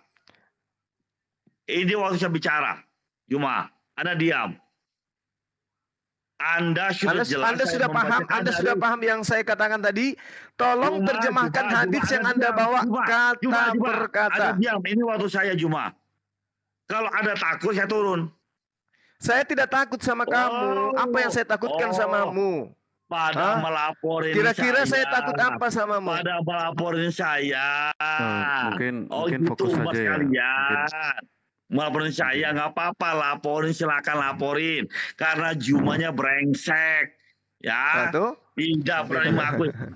Saya sudah diperingatkan. Ini cerminan ajaran Kristen yang sebenarnya, ya. Ini cerminan ajaran Kristen yang asli. Yang santun-santun itu hanya karena terkontaminasi oleh Islam yang mayoritas. Yang aslinya gini nih, mental penjajah, mental penghina, penista. Ini mentalmu itu, ya. Hargai itu cerminan agama itu. Gua berada di atas serigala. Yang serigala itu siapa, Bung? Serigala itu siapa? Serigala itu siapa? Serigala itu Romawi. Agamamu ini agama apa? Agama dari bangsa mana agamamu ini? Anda mengatakan kami serigala. Yesus mengatakan yang serigala itu adalah orang-orang Romawi dan Yunani. Host bajingan, milik saya terus, lu host. Jangan kau ajar saya mengkasar ya. Jangan kau ajar saya mengkasar ya. Jangan kau ajar saya kasar ya. Tidak layak menjadi host. Saya jangan kau ajarin saya kasar ya. Anda sedang menunjukkan ajaran kasih Anda malam ini. Ada di karena saya berada di saya berada di atas serigala. Dia habis minum ini, habis mabuk ini. Saya sengaja, saya tahu Dinda Alif, Dinda Dedi, sebenarnya risih dengan kamu, tapi saya sengaja mempertontonkan kepada Kristen-Kristen supaya dia tahu. Inilah ajaranmu yang asli, Kristen yang asli itu gini. Anda adalah serigala. Kristen yang santun itu karena terkontaminasi bergaul dengan Muslim, paham? Yang asli ini kayak gini nih. Ini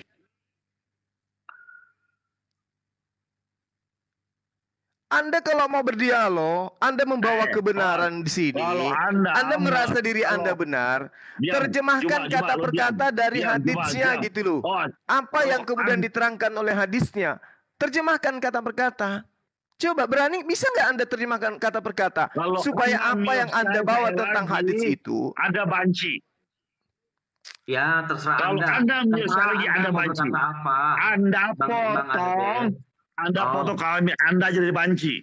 Loh, ya, jangan kayak gitu, Bang. Jangan kayak gitu, Bang. Jangan kayak gitu, Bang. Loh, Bang, jangan katakan begitu. Ada deh, jangan kau katakan seperti itu.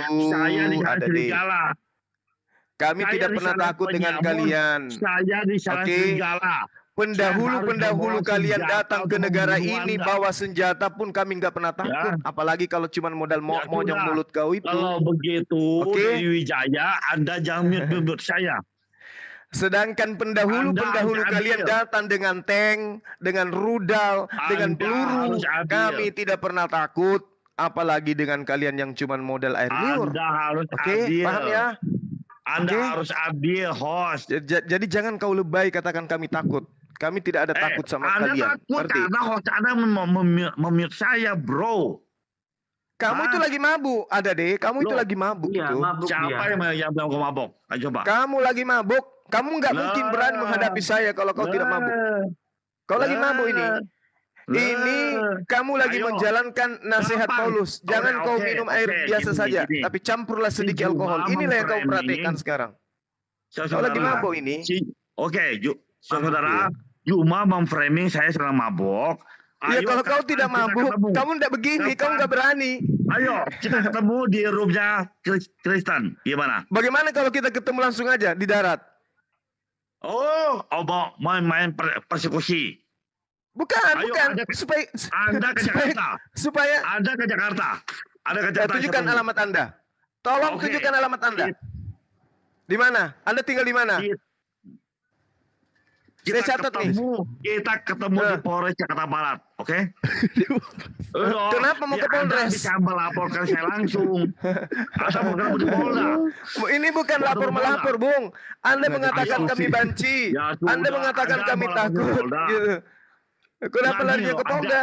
Anda pasti akan laporkan saya di Polda. Mau di Mabes silakan. Di Mabes laporin saya. Oh, jadi karena Anda berani gitu jadi seenaknya gitu. Karena Anda merasa berani jadi seenaknya gitu ya. Ini kan tadi siang kan sudah saya jelaskan. Cuma begitu saya mengatakan mau ketemu di Polres, di Polsek, di Polda, di Mabes, Anda nggak berani.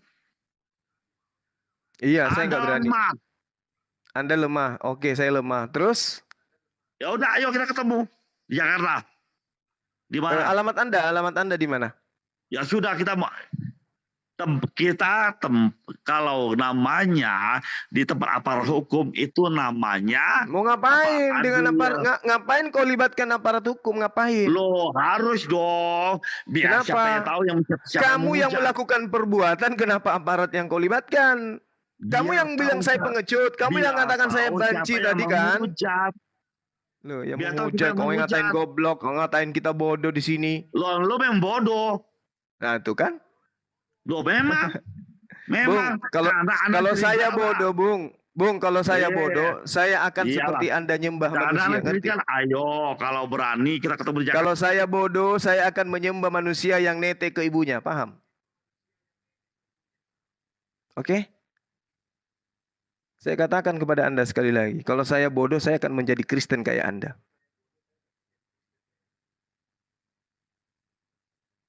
Dalam hal keyakinan ya. Ayo. Saya minta, saya hargai Anda. Sampai adik-adik saya ini kusuruh diam. Kamu dikasih kesempatan gitu loh. Membahas tentang Al-Quran. Saya sudah jelasin. Oke. Kamu modal terjemahan. Saya original teks. Saya minta kau menjelaskan kata per kata atau kau artikan kata per kata hadits yang kau bawa. Kamu tidak sanggup. Inilah Anda pengecut, berdua sama host pengecut, nge-mute gua. Anda mau ketemu di mana di Jakarta? Ya terserah di mana Anda tinggal. Ya terserah Anda. Terserah Anda, ada tamu, saya ikutin. Mabuk ya ada deh ya. Udah berapa mabuk deh ini, mabuk deh. Berapa kerat sudah? Bro, Anda tidak fair selalu memute saya. Kalau saya mabuk, saya nggak tahu Anda memute saya. Oke. Begini. Dedi Wijaya dan Juma adalah pengecut memute ada deh saya. Ada deh gini. Nggak usah kayak gitu. Nggak usah kayak gitu, Pak. Nggak, Juma. Anda tadi menantang saya mau di Jakarta ketemu di mana Anda tentukan. Saya datang. Ya, Anda alamatnya di mana? Saya takutnya begitu lihat saya Anda kencing-kencing darah nanti, baru lihat saya gitu. Jadi gini ya, Dade. Anda tadi kan mengatakan saya pengecut. Anda mengatakan saya penakut. Ya gitu kan? Anda penakut. Ayo kita ketemu. Di mana Jakarta? Anda katakan enggak. Anda katakan di mana Jakarta? Kasih alamat Anda. Saya akan datang. Ngapain? Nggak usah di mana Anda Jakarta, di mana saya cari Anda. Takut, Anda takut. Enggak, Bung. Saya sudah berapa kali digituin sama dari kalian. Sudah berapa kali saya digituin sama teman-teman kalian. Bahkan di kota saya sendiri. Begitu saya santromi sampai tengah malam nggak ada nongol. Anda ke Jakarta saya tungguin. Ayo, Anda ke alamatnya di mana? Alamatnya di mana? Lemah kan, Anda kan nanya alamat. Bentar, ada Jakarta banyak tempat, bro. Iya, Jakarta kan luas. Jakarta di mana? Itu. Lebay. Mana mau di Pik ya, yang dekat dengan Mandala mau. Ajaran Anda itu. Ayo, takut. Saya udah bilang di Pik, mau ketemu di Pik. Permisi Bang Dedi, teman-teman. Kalau Anda nantang kasih alamat dong. Bang ada deh, Bang semua. Oke ya. Di pantai ini kapuk, ayo. Permisi Bang, ada deh dan Bang teman Anda yang dari Kristen kita ingin bicara itu, silakan Bang. Iya. Saya bukan siapa-siapa ya. Coba ngoceh. Permisi. Anda coba jangan. Iya, oke, makasih. Mohon maaf keadaannya kayak gini ya. Kita akan berdipik, Juma. Permisi teman-teman. Anda jangan cuma ngoceh doang, terbang Anda. Mungkin kita fokus bahasan aja ya mungkin, teman-teman. Mungkin kita fokus bahasan aja, kita balik ke bahasan. Bang aja. Zuma juga dilaporin tuh Bang Zuma. Oke, kita mungkin fokus ke bahasan aja. Jadi, udahlah. Kalau yang seperti itu. Suaranya kecil Bang Jack Cita. Kecil ya Bang ya. Naikin volumenya Bang Jack. Halo. Cek. Suara saya masih kedengaran nggak nih? Masih kedengaran. Ada Opung Rambe ini. Assalamualaikum warahmatullahi wabarakatuh, Opung. Waalaikumsalam. Waalaikumsalam warahmatullahi wabarakatuh. Apa gerangan ini? Apa ini? Mohon maaf, abangku. Ada yang mabuk tadi, Bang. Oh.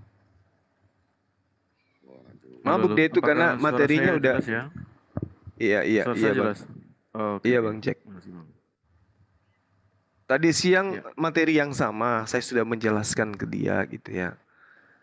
Saya katakan sesuai dengan apa yang saya sampaikan malam ini.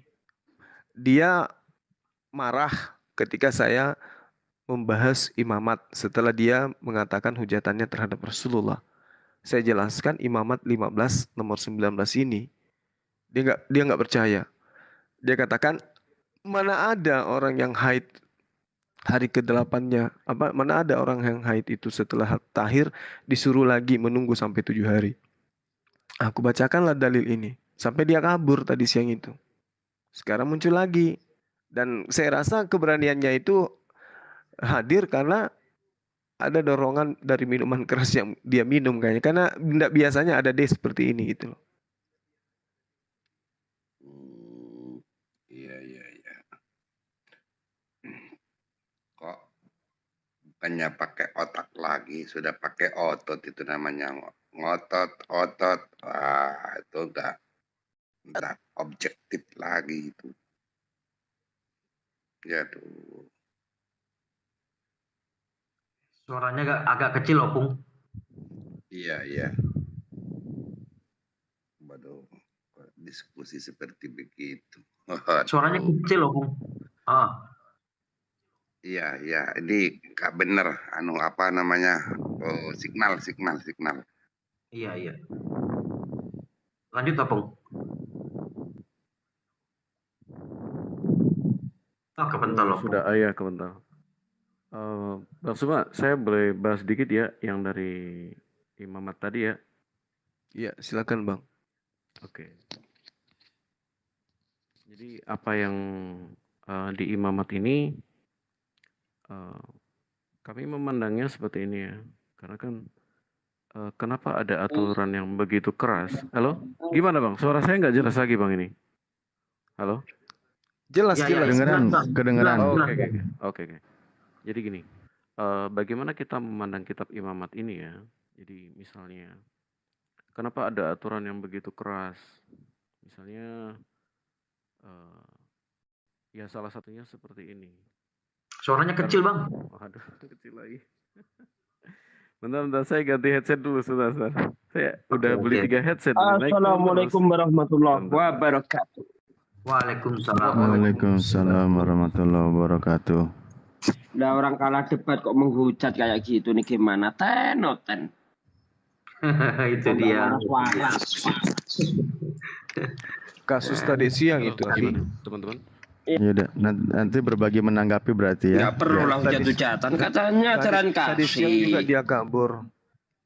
Ya katanya ajaran kasih kok kayak gitu. Di mana letak kasihnya itu? Pak Desuki, suaranya aku ke Cita aku pulin volume, ini ke Pak Desuki aku harus ngecilin volume. Bingung. Bang Jack tolong kerasin suaranya biar aku nggak mainin volume. Oke, Bang Alif, Ustaz Alif. Gimana? Kalau sekarang sudah aman? Aman. Semoga tetap stabil. Iya nih. Nggak tahu apa berhubungan dengan koneksi ya naik turunnya ini. Iya, aku rasa bisa begitu Bang Jack. Iya. Jadi gini. Gimana kita memandang kitab imamat atau kitab keluaran? Suaranya kecil. Pasca keluaran. Kayaknya Bang Deddy aja deh yang merasa Bang Deddy deh.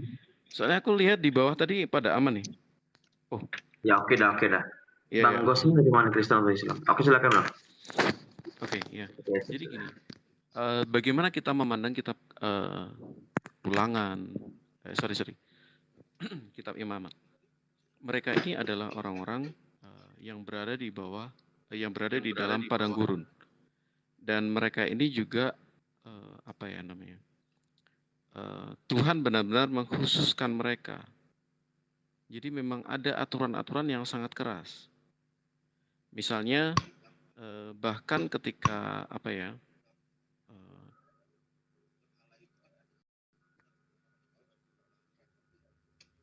misalnya ada orang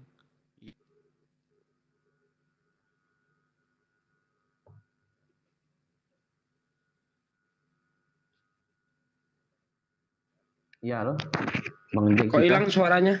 Iya. Suaranya ngilang itu. Ya. Loh, Unirifa turun. Iya. Bang Gos ini siapa? Atau Islam ini? Ya, di anu dulu nih. Oke. Assalamualaikum. Aku Islam. Oh iya. Waalaikumsalam warahmatullahi wabarakatuh. Oh iya, jaringannya dia tuh kebental dia.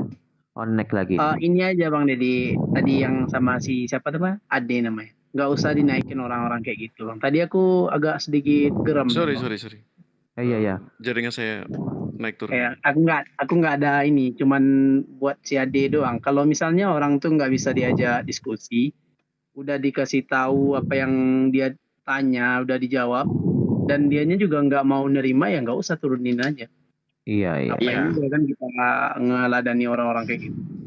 Oh iya, kalau itu saya setuju juga ya. Saya setuju juga ya. Kalau bahkan saya juga kalau di room Kristen misalnya ada keributan internal pun kalau saya mending saya turunkan. Cuman kan ini kan bukan room saya ya. Jadi saya merasa nggak punya hak untuk bicara gitu ya, teman-teman. Iya. Biar nggak ada ini juga Bang, buruk sangka atas. Soalnya ini bahasannya agama kan agak berat. Bahasanya ini agama, soalnya menyangkut banyak orang juga masalahnya. Ditambah dia tadi juga diminta Bang Zuma buat ketemuan, dia juga ngeles memfitnah buat dikeroyok atau apalah tadi juga kan. Iya, iya Bang. Nah itu aja buat Bang Bang Deddy. Jack sudah Agak Bang. sedikit itu tadi. Oke, Makasih ya, terima Bang. kasih Bang Bos. Oke, makasih ya Bang. Nah. Oke Bang Jack, silakan Kasih Bang Jack. sarannya Bang Gos. Ya, jadi sekali lagi kita lihat settingnya seperti apa. Jadi mereka ini memang orang-orang yang berada dalam kekhususan ya. Maksudnya ada banyak aturan-aturan yang strict, yang begitu khusus, yang begitu keras, bahkan dibilang seperti itu. Ini itu dan lain sebagainya itu nggak bisa makan diatur dan lain sebagainya. Kenapa? Karena memang mereka dalam perjalanan untuk memasuki tanah Kanaan. Ada salah satu yang saya kasih contoh ya, ketika seseorang mengambil barang yang dikhususkan, itu semua pasukan kena. Jadi benar-benar aturan. Nah, memang permasalahannya bisa sampai terjadi aturan bagaimana orang yang diduduki ya. Jadi apa yang diduduki dia, misalnya wanita yang bercemar kain, kemudian pria yang tertumpah maninya, apa yang diduduki dia menjadi najis. Nah, memang aturan yang diberikan Tuhan memang pada intinya sih kamu harus bersih. Nah, seperti itu. Kalau saya ngambil garis tengahnya, kamu harus bersih. Hiduplah dengan bersih. Hiduplah dengan ya dengan disiplin kebersihan. Sebenarnya prinsipnya seperti itu kalau kita tangkap ya. Saya suka misalnya Pak Karno dulu mengatakan kenapa kok anjing najis. Nah, cara beliau menangkapnya seperti ini. Karena zaman dulu belum ada lera. Nah, sekarang udah ada lera. Artinya apa? Ya ambil poinnya dari aturan tadi. Apa sih poinnya? Nah, memang kita juga melihat, ya kamu harus jaga diri, kamu bersih, supaya kamu nggak sakit, ingat kamu di tengah padang gurun. Nah, kurang lebih seperti itu. Dan permasalahannya, aturan itu dilakukan oleh Tuhan yang benar-benar terbukti gitu loh. Yang ini nggak bisa disangkali. 10 tulah yang dibawa oleh Musa kepada bangsa Mesir, yaitu di depan mata. Mereka benar-benar ngalami 10 tulah itu, mulai dari tulah darah, tulah sampai kematian anak sulung. Itu dilakukan Tuhan yang ada, karena memang nama Tuhan bukan ada deh ya, tapi Tuhan yang ada. Karena nama Tuhan Yotewahwe artinya Dia yang ada. Artinya eksistensi. Nah, Dia yang ada. Putus-putus. Apa saya aja ini? Bang Doni, Mas Doni ini dari Islam atau Kristen, Bang? Doni. Muslim, Bang. Muslim, oh ya. Silakan Bang Ali. Ya, mungkin saya bantu sedikit berbagi dulu ya mengenai tema yang diangkat ini. Jadi Bang Jack ya, tadi juga Gurunda sudah menjelaskan memang poinnya demikian, bahkan diperkuat dari beberapa hadis dan hadisnya itu semua sahih. Kenapa ayat itu turun atau ayat itu ada? Aduh Bang Jacknya tuh nggak ada lagi. Kepental ya itu. Jadi orang-orang Yahudi pada waktu itu memang dia merasakan begitu tersiksanya dengan aturan haid yang ada. Sehingga dia bertanya kepada Rasul. Oke, Bang Jack kembali lagi ya. Jadi Bang Jack ya, kalau merujuk lanjut Ustaz Liv, lanjut. Ya, baik. Merujuk kepada ayat tadi yang diangkat itu, memang dalam sebuah peristiwa dan hadis banyak menceritakan dan mengisahkan dan sangat sahih di situ adalah di mana ya orang-orang Yahudi itu bertanya, dan Sayyidatina Aisyah itu banyak menceritakan orang-orang Yahudi itu ketika haid, ketika mereka sedang haid, istrinya maksudnya ya, itu dijelaskan ya sebagaimana di kitab Anda yang memang begitu ketatnya aturan, dijauhkan, dipisahkan, tidak boleh bersama gitu. Nah, ketika orang-orang Yahudi waktu itu bertanya kepada Rasulullah, maka turunlah ayat itu. Nah, ketika dijelaskan, lalu Nabi kami menguraikan seperti tadi Bang Juma ya, saya tidak akan menambah-nambah lagi di situ. Orang Yahudi berkata bahwa dia benar dia hanya ada yang diselisihkan gitu. Artinya gini, ada aturan di Islam yang dilonggarkan yang sebelumnya itu begitu ketatnya. Itu aturan di Yahudi itu memang begitu ketat. Saya yakin Bang Jack juga sudah baca kitab Anda sendiri, memang begitu aturannya. Nah, yang ada di Islam, Nabi kami sehingga menjelaskan, ya silakan kalian pergaul istrimu, yang penting jangan yang satu itu, yang sudah kita sama-sama pahami. Bahkan di dalam hadis banyak sekali dikatakan, diterangkan ketika dia melanggar, dia dosa hukumnya dan ada kifaratnya itu, ada dendanya. Ketika dia melanggar ya, ada hukum yang mengikatnya gitu. Nah, artinya bukan sama sekali diperbolehkan bergaul sebagaimana bergaul di luar waktu haid. Itu yang salah dipahami tadi dipaksa. Justru ayat ini menjelaskan tentang bagaimana orang Yahudi sendiri pun waktu itu dia paham. Yang bertanya waktu itu paham, dijelaskan paham. Nah, ketika ayat itu diperjelas bahwa Nabi kami menegaskan asal jangan kalian bersetubuh sebagaimana harus mandi besar itu ya, yang saya tidak perlu ini saya sensor. Malah orang Yahudi itu sempat ngeyel.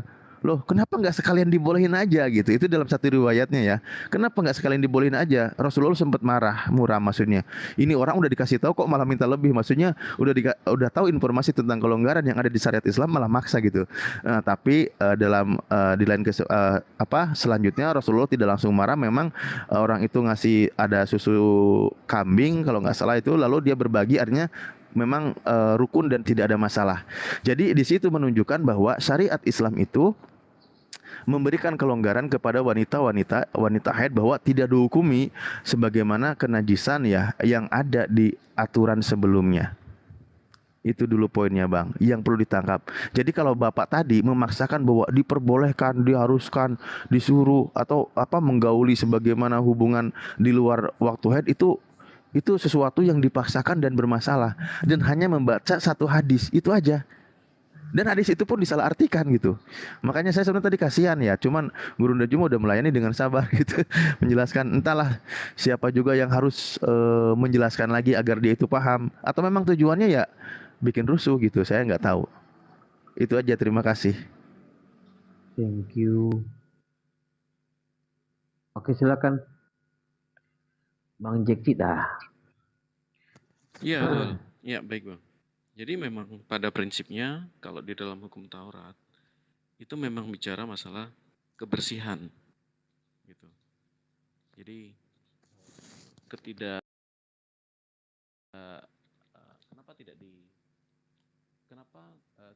suaranya jauh, dia cemar kain, cemar kain. Sebenarnya gini Bang Jack ya, kalau boleh minta tanggapannya, menurut Bang Jack sebagai orang Kristen, bagaimana, ada nggak aturan yang mengikat hukum kepada orang-orang Kristen tentang perkara haid? Atau di kitab ada ditulisnya itu lelehan darah gitu ya. Kalau di dalam bahasa kami itu kan haid. Nah, ada nggak gitu aja tanggapannya? Oke. Kalau saya juga menyadari ya, kalau saya ini kan goyim ya. Jadi kita terikatnya kepada ketujuh hukum Nuh.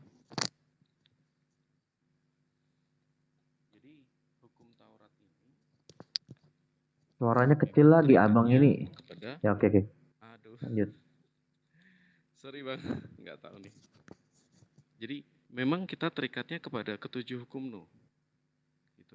Dan terutama kepada hukum kasih ya. Ini saya sambil bikin kopi nih ya Bang, sorry. Iya. Ini boleh ya Bang ya? Fokus santuy ya ini. Fokus maksudnya ada nggak aturan yang mengikat di kekristenan tentang bagaimana menyelesaikan perkara haid ini gitu loh. Oh tidak, kalau kita tidak semacam aturan-aturan seperti itu kami tidak Bang. Gitu. Kami lebih kepada aturan terhadap kami lebih kepada aturan 7 hukum Nuh. Tetapi kalau saya pribadi, saya sendiri juga cukup hati-hati gitu kan. Jadi walaupun kita tidak terikat kepada Taurat, karena jelas Taurat itu dikatakan seperti ini. Semua hukum ini kuperintahkan kepadamu. Nah, ketika kita bicara hermeneutik, pasti ada siapa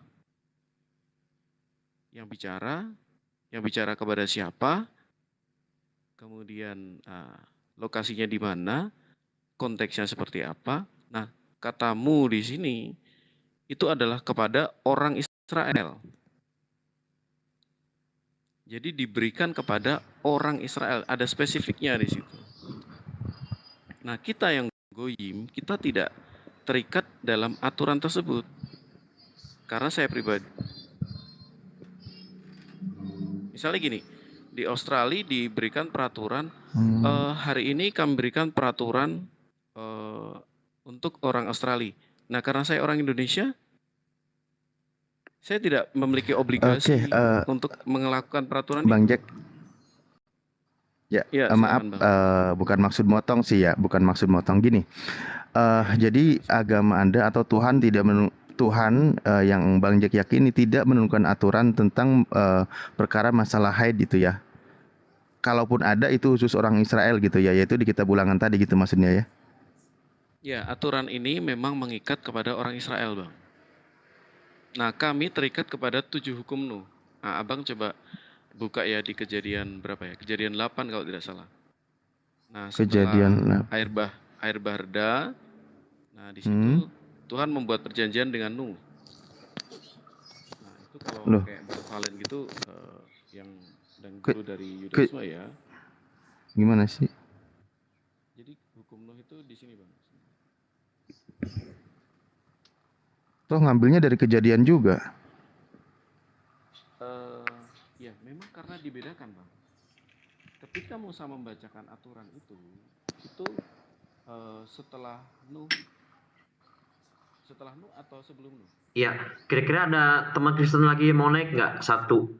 Kalau Ya, ini silakan naik, kirim permintaan. Atau gini, mungkin Guru Unda dan Ustaz Sugi ini tetap diteruskan temanya atau gimana? Intinya Kristen tidak diikat, tidak ada aturan haid itu aja lah. Saya nggak mau memperdebatkan Bang Jack. Berarti kalau nggak ada aturan haid boleh dong menggauli istri dalam keadaan haid, kan gitu Nah logikanya. itu. Kalau Belum kalau saya pribadi, kita apa ya?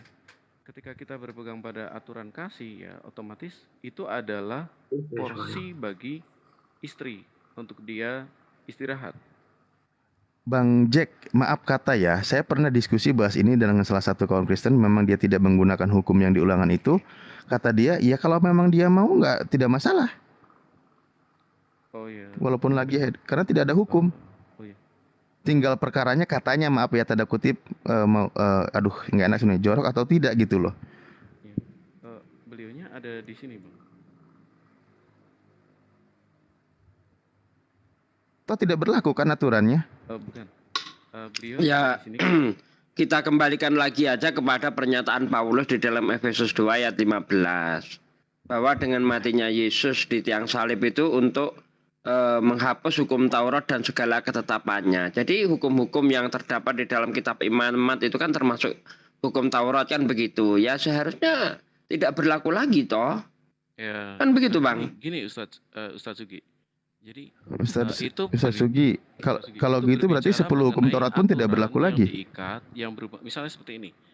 Apapun yang kau lakukan pada hari ini, jika engkau lakukanlah dengan setia. Tapi ketika tidak setia, maka segala kutuk ini akan menyerang kamu. Jadi memang ada konsekuensi dari seorang yang berpegang pada hukum Taurat dan dia melalaikan hukum di dalamnya. Jadi satu saja hukum di dalamnya, maka memang dia berada di bawah kutuk. Nah, ketika dia berada di bawah kutuk, tentu dia membutuhkan kelepasan dari kutuk tadi. Misalnya, di Australia ada aturan bahwa, kalau ada 300 sekian hukum ini, ada 600 sekian hukum ini, kamu nggak lakukan satu itu aja, ya kamu kena, gitu kan. Loh, saya nggak ikut aturan Australia.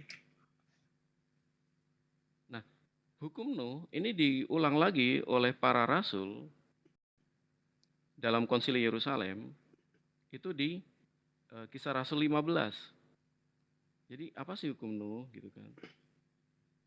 Sebentar. Aku dari tadi nunggu poinnya. Kalau hukum Nuh itu, kalau Imamat itu kan setelah Nuh itu bukan sebelum Nuh itu kan? Karena Nuh itu setahu saya dimulai dari kitab Kejadian 6. Nah, itu jauh. Iya betul. Itu setelah adanya Musa itu. Itu hukum itu lebih universal itu, Ustaz. Sebentar ya. Jadi Ya udah, berarti tidak ada larangan. Tadi benar. Dan pernah juga sih diskusi sama kawan Kristen. Ya kalau dia mau ya memang nggak ada hukumnya, nggak ada larangannya gitu. Masalahnya kan beliau tidak hadir di sini ya Ustadz ya. Nah kalau saya juga melihat ya di dalam hukum kasih itu apapun yang kau lakukan buat sesamamu, lakukan terhadap dia. Nah itu adalah masa untuk dia beristirahat, untuk istri beristirahat. Jadi ya secara implisit sudah nggak ada gitu loh. Ya, kalau secara tertulis jelas itu kan nggak ada begitu. Ya betul, secara eksplisit tidak ada. Ya, tetapi betul. secara apa namanya ya? Secara moralitas, kalau bagi saya secara moralitas, karena bicara kasihlah sama manusia, apapun yang kau ingin lakukan terhadap samamu, lakukan terhadap dia. Nah itu kan secara moralitas kita terikat. Nah bagaimana kalau orang yang sedang menggauli istrinya ketika haid itu justru memakai pendapat yang sebaliknya? Dia justru sedang mengasihi istrinya, gimana kalau begitu kan? Kan jadinya bebas tafsir-tafsir kalau begitu, kalau nggak ada yang tertulis secara eksplisit. Ya bisa saja kan Bang. Menurut Anda ketika menggauli istri, ketika haid itu berarti tidak mengasihi istri, tetapi justru orang yang menggauli istrinya dalam keadaan haid itu bagi dia sedang mengasihi istrinya. Mengasihi tidak mengenal tempat, tidak mengenal keadaan. Nah, bagaimana kalau begitu alasannya? Iya. Misalnya gini, kalau orang yang sama juga dia bisa mengatakan seperti ini. Saya berzinah dengan orang itu karena saya mengasihi dia. Bang Jack, kalau mengenai zina itu kan jelas larangannya kan jelas sekali. Jangan berzina, jangan membunuh, kan begitu. Kan ada kekaburan di situ Bang. Misalnya gini, saya bergaul dengan seseorang, kan sama-sama kasih, sama-sama seneng tuh. Misalnya seperti itu. Jadi saya sedang melampiaskan kasih saya kepada orang itu. Nah tentu kan hukum kasih itu tidak serta-merta bisa kita tafsirkan dengan bebas gitu Bang. Kita juga pasti ada nurani yang berbicara gitu kan. Nah ketika nurani itu berbicara, loh ini kan udah periodnya istri. Karena memang hukum kasih itu berasal dari hati ya. Makanya kan dibilang kayak gini. Bang Jack. Sebentar Bang, Ustaz. Yeah. Supaya kita informasinya sama-sama ini ya, sama-sama dapat ya. Misalnya gini. Hukum yang dari luar yang mengatur masalah makanan, Yesus mengatakan sendiri, bukan apa yang masuk ke dalam mulutmu yang menajiskan kamu, tapi apa yang keluar. Kenapa apa yang keluar? Karena dari hati keluar segala sesuatu yang jahat. Ya, ada perzinahan, ada pikiran-pikiran yang jahat, dan lain sebagainya. Nah, artinya jelas, ketika bicara hukum kasih, kita sedang bicara sesuatu yang hati nuranimu bicara apa, gitu. Jadi ada aturan yang memang tidak tertulis, tetapi Roh Kudus menghidupkan itu dalam hati kita. Ya nggak mungkin dong saya sentuh istri saya. Itu aku coba sedikit ya Ustaz Zugi ya. Iya, silakan. Jadi bukan sesuatu yang A dan B dan C. Tidak seperti itu, Ustadz. Enggak, aku sederhana aja gini. Sudah diatur seperti itu tidak. Sederhana aja begini. Jadi kan yang digunakan hukum kasih. Pertanyaan saya adalah ketika Anda mengamalkan bahwa hukum yang ada di ulangan itu boleh nggak? Hukum yang ada di ulangan itu boleh atau tidak gitu? Iya, tentang menjauhi orang yang sedang haid. Oh iya, kalau saya boleh saja, silakan, nggak apa-apa, nggak masalah. Oh iya, jadi ketika mengamalkan itu tidak masalah kan? Oh tidak masalah. Saya juga misalnya gini, apa ya? Kan misalnya habis berhubungan misalnya dengan istri, saya ganti celana. Takut gue dinaikin. Oh Pak Adadeh, kalau di agama Anda sekarang dari pihak Kristen bahwa tidak ada lagi aturan ya, bahwa ketika orang sedang haid dia mau hubungan atau tidak bebas ya? Oh. Jelas dong di ayat kami nggak boleh. Dalilnya larangannya Pak? Imamat tadi kan Anda bacakan sendiri cuma. Loh, itu sudah dibatalkan itu. Loh, Itu sudah dibatalkan. Kata siapa? Kata siapa? Udah dibatalkan itu. Kata siapa? Udah baru Efesus 2 nomor 15. Yang jelas di kitab Anda. Loh, di kitab Anda. di mana ada orang dengar. Tapi, Saya belum pernah melihat orang Kristen itu dikarantina karena dia haid. Enggak ada. Banyak cerita Bapak ini. Kau banyak cerita cuma gini, kalau Anda mengambil imamat Pak Adade, seharusnya orang Kristen itu diasingkan ketika haid. Nah, sekarang mana ada orang Kristen diasingkan. Ya sudah, ngapain diasingkan? Loh, imamat begitu peraturannya. Dia tidak melakukan SOG, dia tidak melakukan orang Kristen, tapi baca dalilnya. melakukan. Baca dalilnya. Di surah Abu Daud 233-234 dikatakan baca dalilnya ini. Tidak ada melakukan. Di mana pernah Anda melihat orang Kristen itu mengorbankan burung merpati? 233-234. Lo kok lari ke sana? Oke, Anda menuduh itu sekarang kita minta pertanggungjawaban Anda. Mana datanya di dalam kitab saudara? Ada pelarangan menggauli wanita haid. Bang 233-234. Saya minta izin ya, saya izin turun nih. Saya minta maaf. Jangan Bang Jack, biar ada aja yang turun. Kita enak diskusi tadi dengan Bang Jack. 234 turunin aja, Ded. Dalilnya di dalam agama Kristen. Larangan untuk menggauli wanita haid. Ya, kalau takut gue turun, ya udah sudah. Ya, yang di bawah. Mana dalilnya? Ajak kawannya dalilnya mana? Larangan menggauli wanita haid di tanah. Ini ikut ngamuk Mbak. Ini tanda lagi marah ini Mbak D. Allahu Akbar. Marah beliau. Pokoknya kalau marah ngeluarin singa. Allahu Akbar. Diusir singa ya. Kabur. Ini yang saya kira ya. Kabur dia. Saya heran kan dia itu tidak berani dibahas agamanya. Itu yang saya herankan itu. Kalau memang kalau memang gitu kan, dia kan tadi mengatakan mengambil kitab imamat, ada kitab imamat. Lah sekarang pertanyaannya, ada nggak nih orang Kristen yang diasingkan? Ada nggak orang Kristen ini menyembelih perkutut gitu kan, sebagai tanda pentahiran? Ada nggak?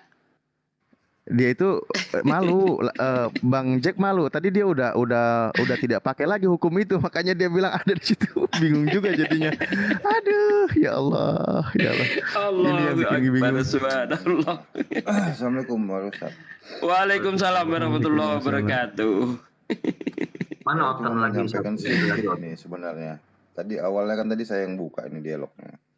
Tadi saya minta itu saya bawakan untuk berdiskusi dengan menyampaikan ajaran Kristen dari awal tadi ya.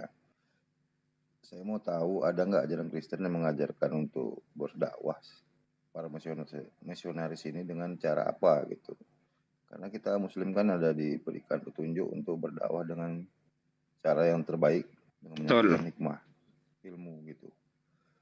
Itu tadi yang awalnya bagus tadi dengan Pak Lasrohar aja tadi ya. Tapi yang dua lagi masuk tadi itu memancing berdebat. Saya udah bilang jangan pancing berdebat. Karena kita Muslim ini kalau dipancing berdebat, bukan kita nggak mau. Kalian nggak mampu nanti menerima apa yang kita sampaikan kan gitu. Kalau memang mau berdialog, berdiskusi, sampaikan ajaran kalian untuk saling bisa memahami gitu. Maksudnya saya tadi itu dari awal tadi. Tapi ya sampai muncul Minayong, sampai muncul mereka tadi nih ada deh ya. Ini kan karena mereka memang mencari cara untuk berdebat bukan berdiskusi gitu. Jadi misionaris ini macam mana gitu? Apakah memang mereka memang mau menampilkan keburukan ajaran Kristen atau mau menampilkan ajaran Kristen yang baik itu kayak seperti apa? Saya mau jadi dialognya. Saya ingin mengomentari Bang Jack itu tadi ya bentar. Jadi menurut Bang Jack, dia masih menjalankan hukum itu. Padahal kalau kita lihat di dalam kitab Galatia, kalau satu saja hukum itu dijalankan, maka dia harus menjalankan keseluruhan. Bahkan menurut Paulus kalau kita masih menjalankan hukum-hukum syariat yang ada di dalam kitab Taurat, itu sama sekali tidak menghargai pengorbanan Yesus. Ya, di sini di Galatia 5 ayat 3, sekali lagi aku katakan kepada setiap orang yang menyunatkan dirinya bahwa ia wajib melakukan seluruh hukum Taurat. Jadi di sini Paulus mengambil satu contoh, ya, yaitu tentang sunat. Kalau dia menyunatkan dirinya, berarti dia harus melakukan seluruh hukum Taurat. Demikian juga hukum-hukum yang lain. Kalau dia berani melakukan satu saja, misalnya tentang haid itu dia lakukan, maka seluruh hukum Taurat harus dilakukan. Begitu ya. Nah, di ayat 4 dikatakan kamu lepas dari Kristus jikalau kamu mengharapkan kebenaran oleh hukum Taurat. Kamu hidup di luar kasih karunia. Jelas sekali ini. Kalau orang Kristen masih pakai hukum-hukum Taurat, berarti dia menganggap penyaliban Yesus tidak ada gunanya. Ini Paulus yang mengatakan. Nah, orang Kristen kebingungan. Ada yang masih saya pakai. Tapi faktanya mana? Nah, mereka malu sebenarnya. Mau menjawab boleh. Kok sepertinya nggak etis. Kalau menjawab nggak boleh, nabrak ayat. Apa yang diajarkan Paulus. Kan mundur kena, maju kena jadinya. Begitu, Ahi. Yang pasti yang konsep dari kepada Lewi itu yang persekian itu yang memang tidak diperdebatkan untuk dihapuskan. Oh iya. Ya, jadi ada satu bagian yang menguntungkan saja kan yang mereka sampaikan terus-menerus itu saja gitu. Sementara seharusnya mereka menyampaikan ajaran Kristen itu lengkap utuh ya. Kalau memang mengimani satu hal itu kaitannya kemana gitu. Seperti ajaran Islam itu kan ada terstruktur dia. Penjelasannya juga tersusun rapi. Jadi orang yang menangkap itu akan mudah untuk memahaminya. Nah, ini kan tidak ditampilkan dengan cara-cara yang membawakan ayat hadis yang ditafsirkan sendiri dengan pemahaman mereka sendiri tanpa mau bertanya. Jadi nggak pakai bertanya, membaca sendiri, menafsirkan sendiri dan dibawa ke publik. Ilmunya di mana ini gitu? Logika apa yang dipakai? Kan gitu. Seharusnya kan merekanya berpikir dengan secara objektif, dengan intelektual ya. Itu yang tadi makanya dari awal saya pancingnya. Inilah mereka menampilkan justru yang saya anggap sebuah citra jelek dari ajaran ini yang ditampilkan malahan. Hanya beberapa ya, termasuk tadi mungkin yang terakhir Pak Jack bagus ya sebenarnya. Pak Lasrohara juga yang pertama tadi bagus sebenarnya. Menyampaikan itu untuk berdiskusi, bukan untuk memfitnah atau membuat debat untuk sekedar mencari perselisihan. Itu kan bukan itu tujuannya. Diskusi kan untuk saling memahami harus. Bentar, siapa dulu nih Milalia ini? Milalia tadi mau oke, selamat. Assalamualaikum, selamat malam Mbak Milalia. Namanya Milalia berarti Mbak ya. Oke. Tahu Abang nih. Silakan. Halo. Assalamualaikum. Waalaikumsalam. Ya, Muslim ya. Waalaikumsalam. Muslim Kristen, Bang? Udah ada suara ayam berkokok katanya Ustaz Sugi, kalau ada yang menyangkal. Iya, di tempat saya ini. Sebelum ayam berkokok 3 kali kamu sudah menyangkal aku katanya kan. Kamu menyangkal aku 3 kali sebelum ayam berkokok, kebalik-balik. Milalia ini Muslim Kristen, Bang? Saya Muslim. Oh, Muslim ya. Gimana? Masih bingung juga gitu ngomongnya. Kan saya mau nanya tentang syahadat. Iya.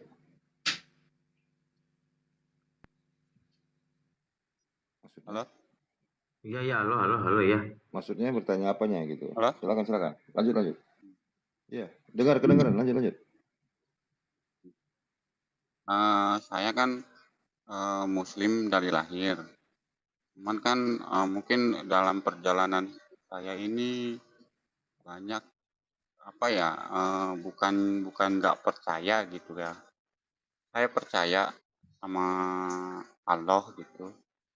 Cuman untuk meyakinkannya itu masih bingung gitu. Mungkin ada yang bisa bantu saya untuk meyakinkan kalau misalkan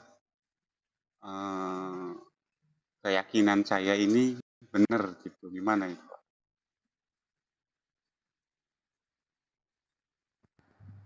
Ya. Gurunda? Islam Ustaz tapi Sugi? bingung gitu ya. Keren juga. Iya. Bang Zuma atau Ustaz Sugi silakan. Ali. Ya, aku serahkan pada guru-guru dulu. Baik. Jadi yang Anda permasalahkan di sini mengenai kepercayaan Anda terhadap Allah gitu ya. Iya. Misalnya karena Allah itu tidak nampak atau gimana gitu, Bang? Kalau itu ya mungkin ada juga keyakinan seperti itu. Mau pengen buktinya itu seperti apa gitu. Buktinya Allah itu ada gitu ya, maksudnya ya. Iya. Oke. Buktinya Allah ada itu jangan seperti kita memahami keberadaannya makhluk. Karena Allah itu laisa kamislihi syai'un. Allah itu tidak seperti ciptaannya. Nah, bagaimana supaya kita itu percaya benar bahwa Allah itu ada? Lihat apa yang difirmankan Allah di dalam Al-Quran. Ya, dipelajari Al-Quran dengan benar. Allah sering menceritakan di situ bukti bahwa Dia ada. Itu terjadinya siang dan malam dan sebagainya. Itu untuk menunjukkan bukti bahwa Allah itu ada. Baik. Salah satu contoh begini. Nabi Muhammad ini orang yang tinggal di padang gurun. Jauh dari pantai. Boro-boro tengahnya laut. Dari pantai aja jauh. Ya kan? Nah, tapi Nabi Muhammad mampu menceritakan isinya laut. Nah, ini kalau Nabi Muhammad apa yang dikatakan tidak benar, ini orang gila ini, asal ngomong, tidak terbukti. Tapi faktanya apa yang diceritakan Nabi Muhammad itu menjadi kenyataan. Contoh, ada api di dalam laut. Itu di Maluku ya, saya baca kemarin itu di Maluku itu kedalamannya 2000 meter. Ada api di dalam laut. Anda cek, ada gunung api di dalam laut, di sekitaran Maluku itu banyak, ada beberapa tempat itu. Itu kedalamannya 2000 meter, Bang. Nabi Muhammad nggak pernah ke Maluku. Ya. Jadi dari mana Rasulullah ini tahu? Kalau toh zaman dulu itu orang sudah bisa menyelam, menyelidiki dalamnya laut, berapa kekuatan manusia menyelam, Bang? 10 meter, 20 meter, 50 meter. Menurut Anda berapa meter, Bang? Ya, dalam itu. Ya, enggak. Menurut Anda kemampuan manusia menyelam itu berapa meter tanpa peralatan? Ya, paling dalam ya paling 5 meter. 5 meter. Zaman Nabi Muhammad peralatan belum canggih seperti sekarang. Seandainya Al-Quran itu turun zaman sekarang bercerita tentang isi laut, orang enggak, itu cerita apa?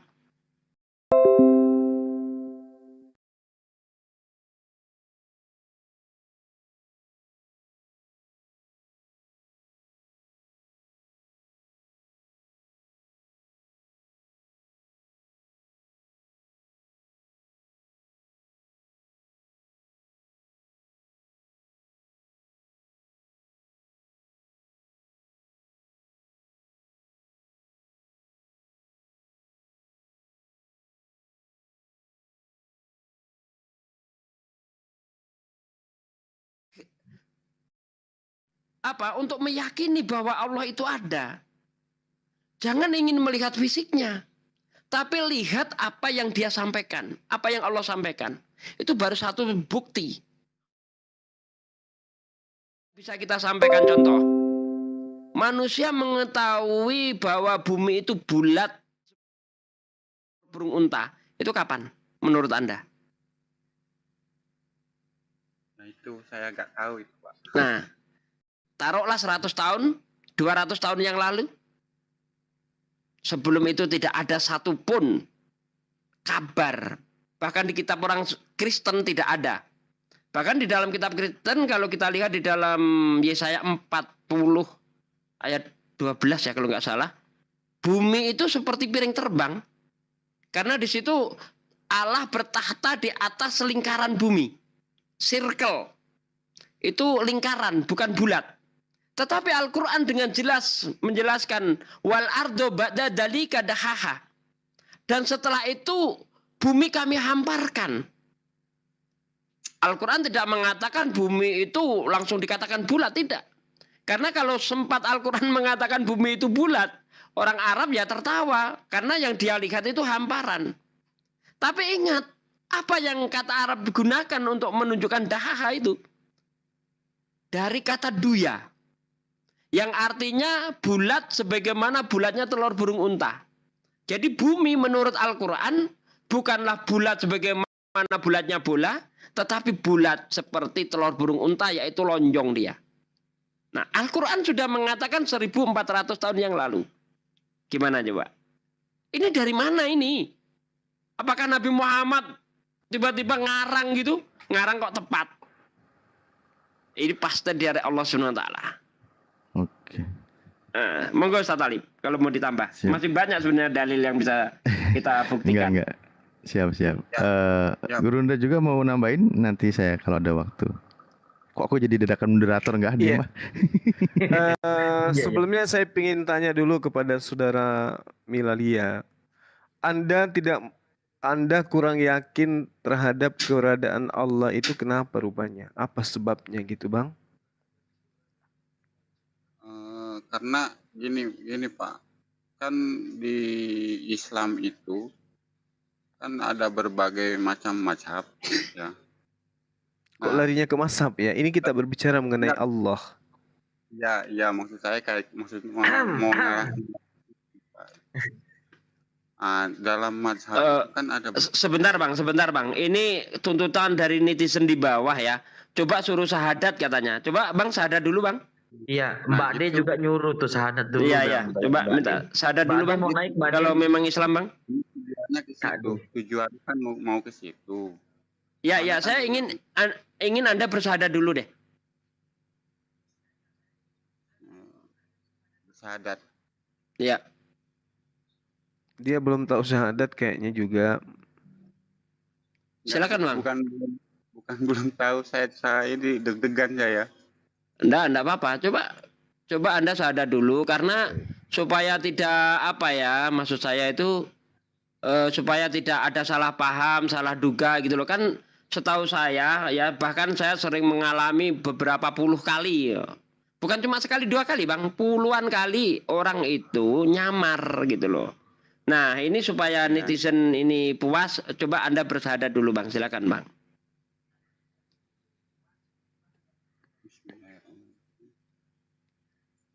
Asyhadu alla ilaha illallah wa asyhadu anna Muhammadar Rasulullah. Ya, sip. Dah, enggak perlu diragukan lagi kalau sudah bersyahadat. Monggo, lanjut, Aki. Iya, jadi sedikit mungkin ya, Iya, boleh silakan Bang. Iya, lanjut. Tadi itu, tapi bacanya kok nggak nggak lancar gitu. Iya, dia ndredeg itu, deg-degan dia itu. Ya. Nggak apa-apa, udah, nggak apa-apa, jangan dipermasalahkan lagi. Oke, nah. Jadi ini Pak, ini Pak, maaf, yang bisa ngomong dulu sebentar aja. Ya, silakan. Kan dari dulu saya kan ingin bersyahadat lagi gitu. Nanya ke orang kayak ustadz kayak gitu, kok mereka tanggapannya tuh malah saya diketawain gitu. Nah, maksud saya kok aneh gitu, orang mau meyakinkan tapi kok tanggapannya seperti itu. Ya. Jadi bukan abang yang WA saya tadi.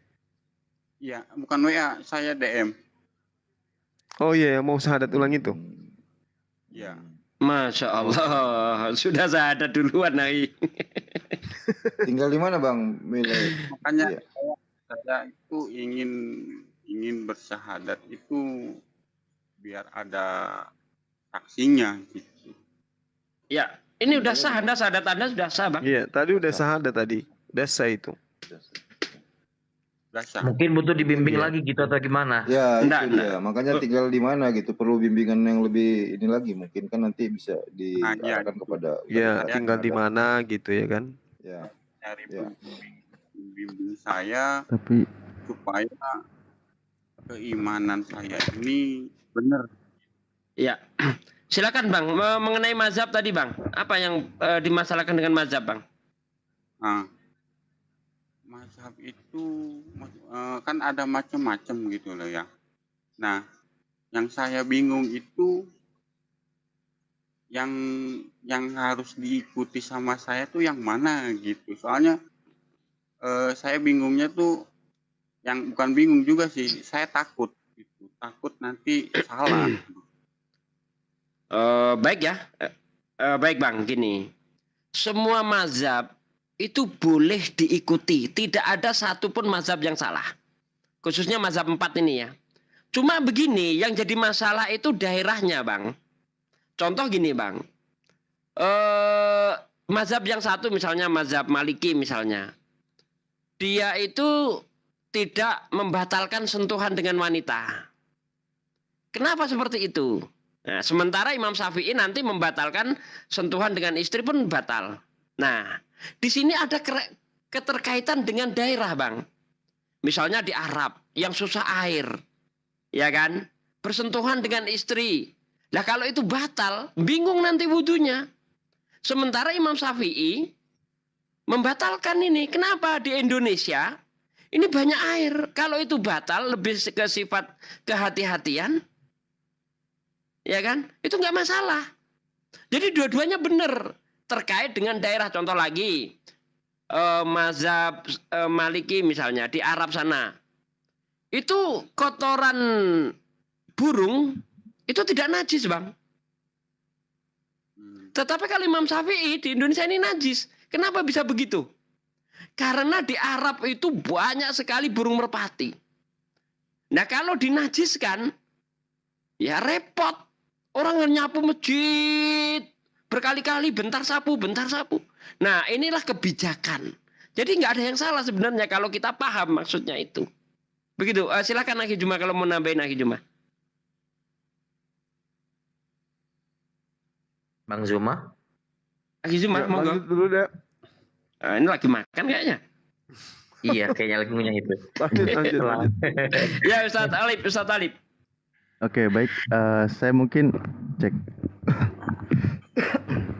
Halo, kedengeran ya?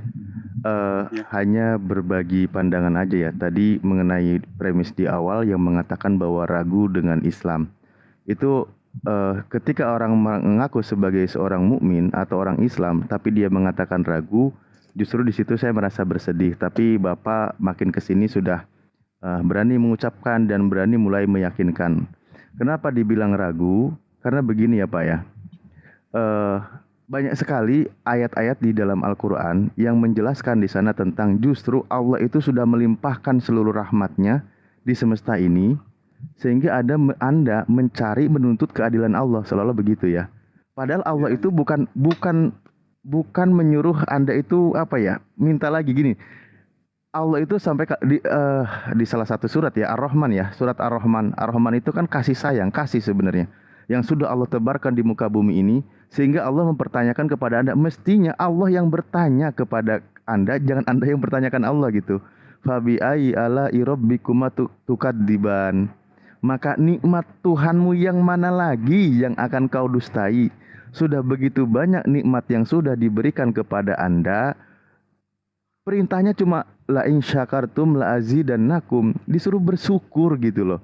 Bukan untuk mengkufurinya. Kalau Anda mempertanyakan, itu artinya Anda sedang lupa dengan nikmat yang Allah berikan kepada Anda gitu.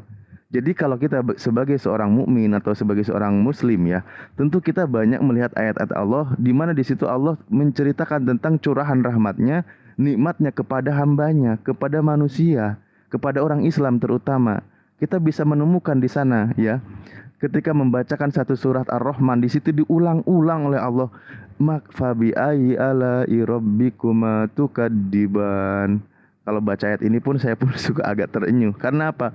Begitu banyak nikmat yang Allah curahkan kepada kita, yang sudah berikan, yang belum sempat kita syukuri, tapi kita sudah menuntut kepada Allah minta yang lain yang sesuai dengan kehendak Anda. Padahal Allah sudah berikan begitu banyaknya nikmat yang Allah berikan kepada Anda. Saya harap konsep dasar awal ini juga perlu ditanamkan dulu Pak di awal sebagai seorang Muslim, karena orang Muslim itu kan orang yang memang benar-benar berserah diri kepada Allah Subhanahu wa taala. Jadi kalau Bapak, saya rasa tidak ada kata ragu lagi ya. Saya harap Bapak tidak mengeluarkan diksi atau kata ragu lagi, karena nanti agak repot masalahnya. Ketika membaca ayatnya pun dibacakan oleh orang yang merdu bacaannya, di situ pun orang akan tersentuh hatinya. Karena orang-orang yang beriman itu idza dzikirallah wajilat qulubuhum, ketika dibacakan, diingatkan ayat-ayat Allah, itu dia bergetar hatinya gitu. Nah, disinilah fungsinya, tujuannya kita harus banyak belajar. Nah, lalu bagaimana dengan tadi tentang madhab? Madhab itu kan artinya kita ini ya, sebagai seorang awam, saya pribadi orang awam, tentu saya mencari guru, saya belajar kepada orang yang alim, orang yang berilmu, baik kepada orang-orang di majelis TikTok di sini, kepada Guru Najuma, Ustaz Sugi, Bang Dedi, Bang Bejo dan semuanya. Belajar bertanya. Beliau ini juga ilmunya bersanad. Mereka juga belajar. Ada lagi, dia ada ilmunya sehingga dia bersanad kepada ilmu yang terhubung kepada Rasulullah. Nah, ketika kita sebagai seorang mukmin, sebagai seorang yang benar-benar Islam, ayo Bapak belajar kepada orang yang alim. Dia orang yang berilmu, tanyakan kepadanya, belajar kepadanya, sami'na wa ata'na. Bapak dengar dan Bapak taati berdasarkan dalil yang ada, karena guru tersebut pun mengajarkan sesuai dengan yang diajarkan oleh gurunya. Di dalam Islam itu selalu ilmunya tersambung dan bersanad sampai semuanya berhubung kepada Rasulullah. Jangan sampai kita mempermasalahkan tentang madhab, tapi kita sendiri belum paham apa itu madhab gitu loh.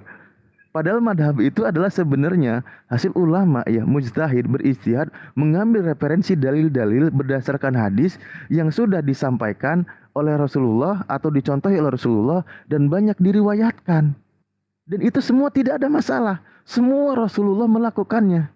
Ketika kita memahami ada 4 madhab, semua Rasulullah melakukannya. Para ulama mengambil salah satu, ya, seperti yang tadi dicontohkan. Itu semua ada dalilnya. Kita jangan bingung. Kalau kita yang bingung dan bermasalah itu ketika kita melihat 4 madhab, kita tidak mengambil dari semuanya, kita tinggalkan semuanya. Itulah yang bermasalah. Ya. Sering-sering kita berinteraksi dengan Allah dengan sholat, karena sholat itu kan untuk mengingat Allah, dan sering-sering kita membaca ayat-ayatnya, Al-Fatihah dan sebagainya, karena ala bidzikrillah tatma'innul qulub, bahwa ingatlah dengan mengingat Allah akan menenangkan hati gitu loh, hati menjadi tentram gitu Pak. Insya Allah ketika kita banyak membaca ayat-ayat Allah, silakan Bapak baca Al-Quran. Sekiranya sudah lancar, buka aja yang mana Anda cari juga terjemahnya. Sekarang banyak versi terjemah. Di situ Bapak akan menemukan banyak jawaban-jawaban kegelisahan dari apa yang kita rasakan. Seandainya saya punya suara merdu, saya akan membacakan surah Ar-Rahman. Tapi saya takut malah jadi intikabur. Tapi saya harap Gurunda lah yang baca kalau sudah selesai itu. Bismillahirrahmanirrahim. Ar-Rahman Allamal Qur'an. Enggak kuat saya, maaf, lanjut aja. Silakan Bang Zuma mungkin. Surah tadi Ar-Rahman. Bismillahirrahmanirrahim. Khalaqal insan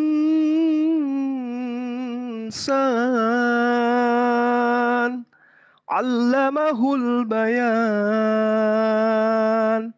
Asy-syamsu wal qamaru bihusban wan najmu wasyajaru yasjudan was samaa'a rafa'aha wa wada'al mizan ألا تطغوا في الميزان وأقيموا الوزن بالقسط ولا تخسروا الميزان والأرض وضعها للأنام فيها فاكهة والنخل ذات الأكمام والحب ذو العصف والريحان فبأي آلاء ربكما تكذبان خلق الإنسان من صلصال كالفخار وخلق الجن من مارج من النار فبأي آلاء ربكما تكذبان ما شاء الله Masya Allah. Allahu Akbar. Sadaqallahul azim. Saya nggak sanggup baca walaupun saya suara jelek ya. Orang-orang yang beriman ketika dibacakan ayatnya bergetar hatinya. Bergetar hatinya, Masya Allah. Ini dialog Allah dengan hambanya.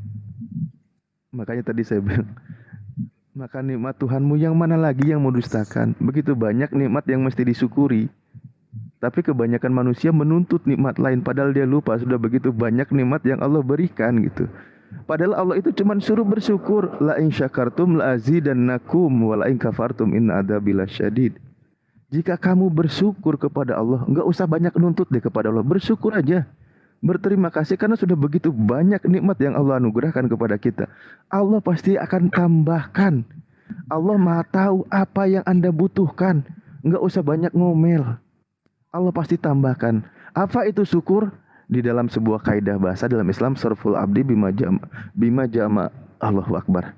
Jadi gini, saya pakai terjemah aja. Orang yang menggunakan seorang hamba yang menggunakan pribadinya, dirinya, hartanya sesuai dengan kaidah yang diperintahkan oleh Allah. Ketika pribadinya dia gunakan, sholat perintah jalankan. Itu mengimplementasikan syukur. Pribadinya bersedekah murah senyum. Ketika punya harta dia bersedekah. Apalagi perintah semua dijalankan. Itu bagian dari syukur. Itulah syukur gitu. Jadi menjalankan segala sesuatu. Apa yang Allah anugerahkan kepada kita. Sesuai dengan apa yang Allah kehendaki, itu syukur. Sederhananya definisinya gitu. Nah kalau kita belum itu semua. Misal kita ada tubuh sekarang ini. Sudahkah kita hari ini sholat?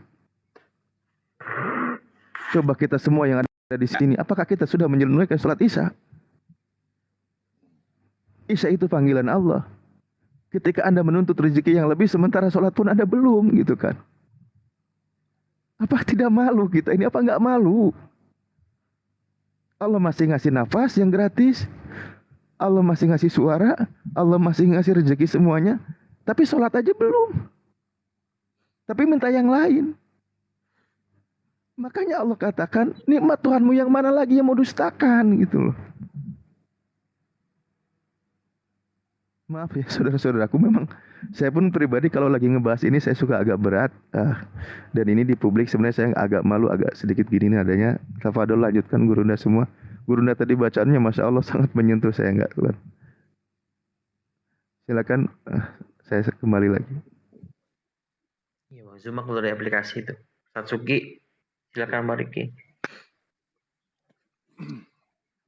Kalau mengenai mazhab tadi itu kan sebenarnya kita itu Muslim harusnya kecil suaranya Mbak Riki. Al-Quran itu bukan dengan dimulai kata Iqra Bismillahirrahmanirrahim untuk membaca dari apa-apa yang disampaikan oleh Allah yang menciptakan segala sesuatu. Al-Quran itu dimulai dengan zalikal kitabul la raiba fihi hudal lil muttaqin. Jadi yang dibaca itu adalah Al-Quran yang di dalamnya adalah petunjuk-petunjuk yang tidak ada keraguan di dalamnya bagi orang-orang yang bertakwa.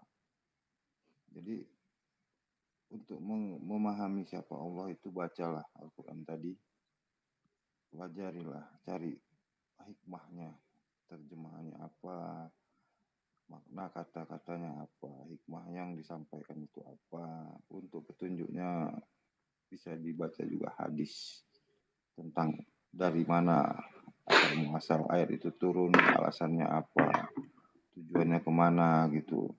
Ini bisa diambil dari para guru-guru. Oleh karena itu, Bang Mila mungkin bisa mencari guru-guru terdekat yang lebih mudah untuk berdiskusi, berdialog, bertanya, sehingga bisa akan paham.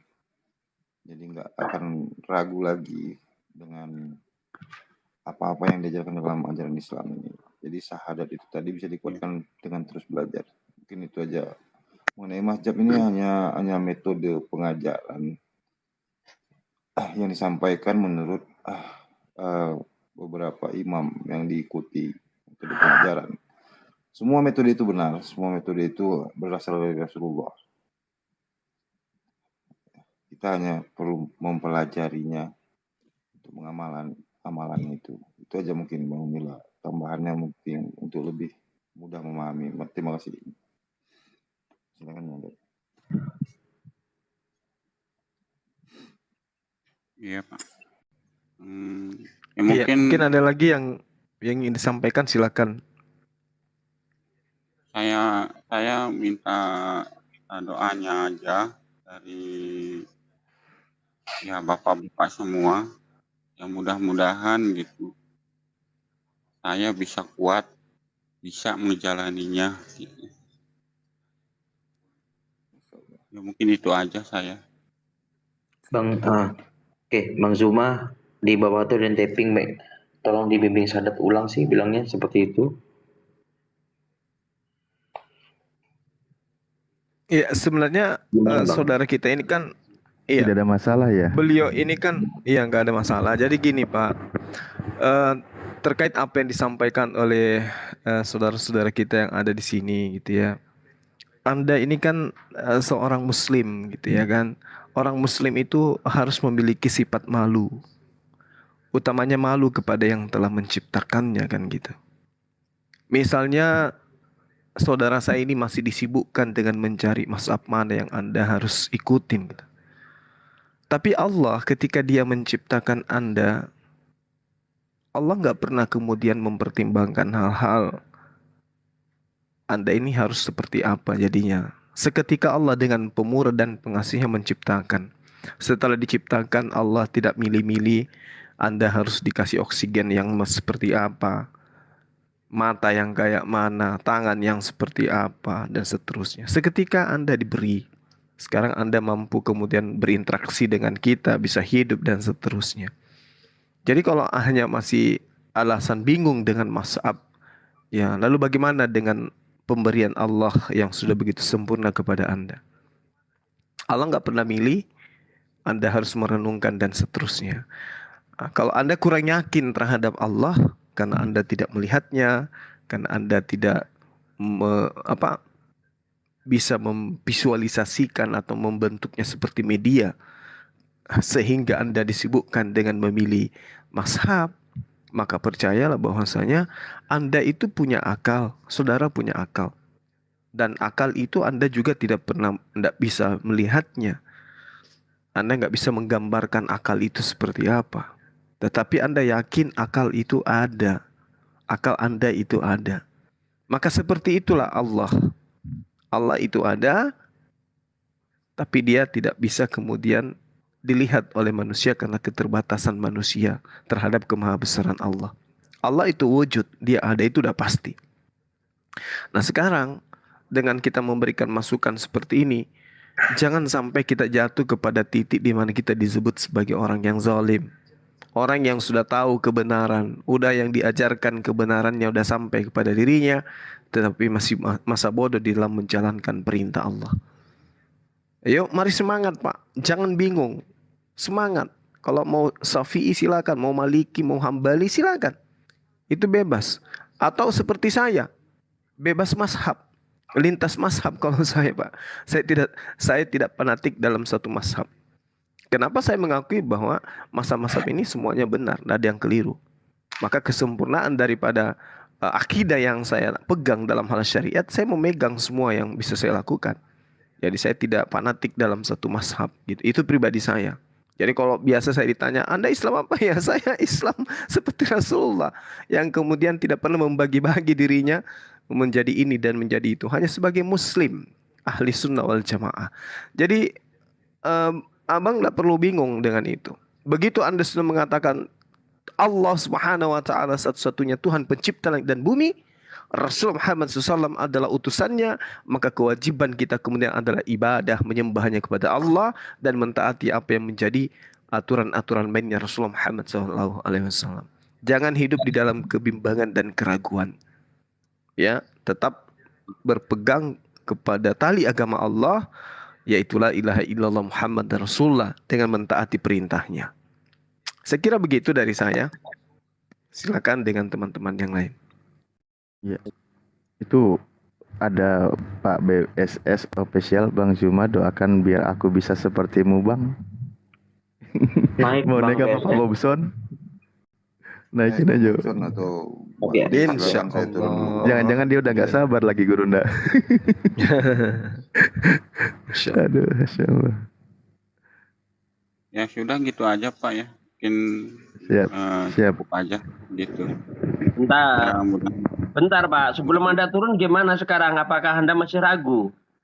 Jangan sampai ragu lagi. Kalau masih ragu tanyakan lagi. Jangan turun dulu. Kata Ustaz Sugi ada hasilnya nggak nih obrolan?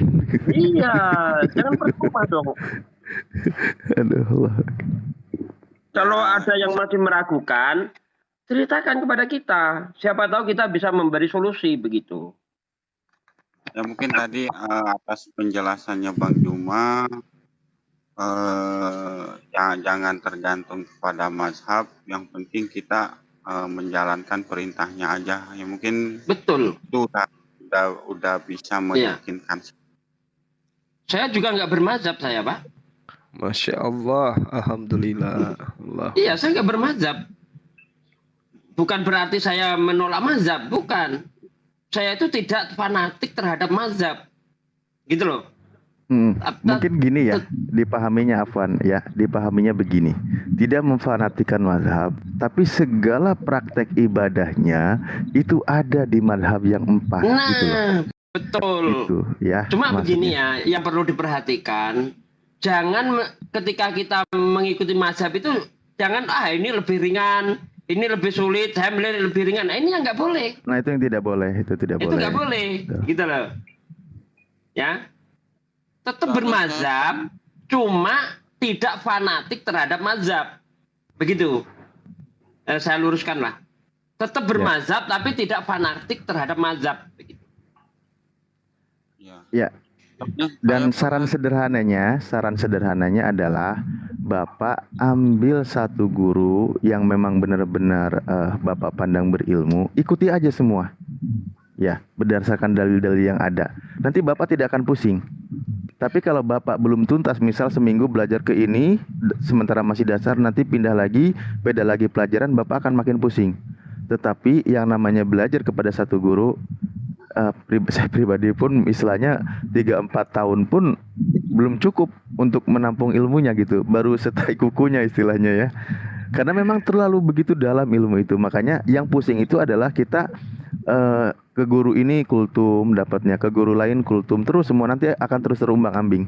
Fokuslah ilmu, karena ilmu itu bersanad, nanti akan ada dampak dari segi manfaatnya.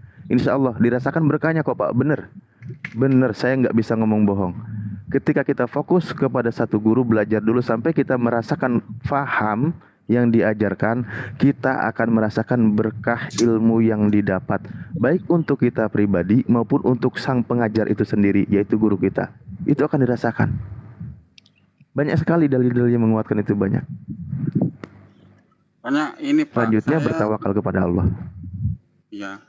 Saya kadang ya, makanya saya bingung ke mazhab itu.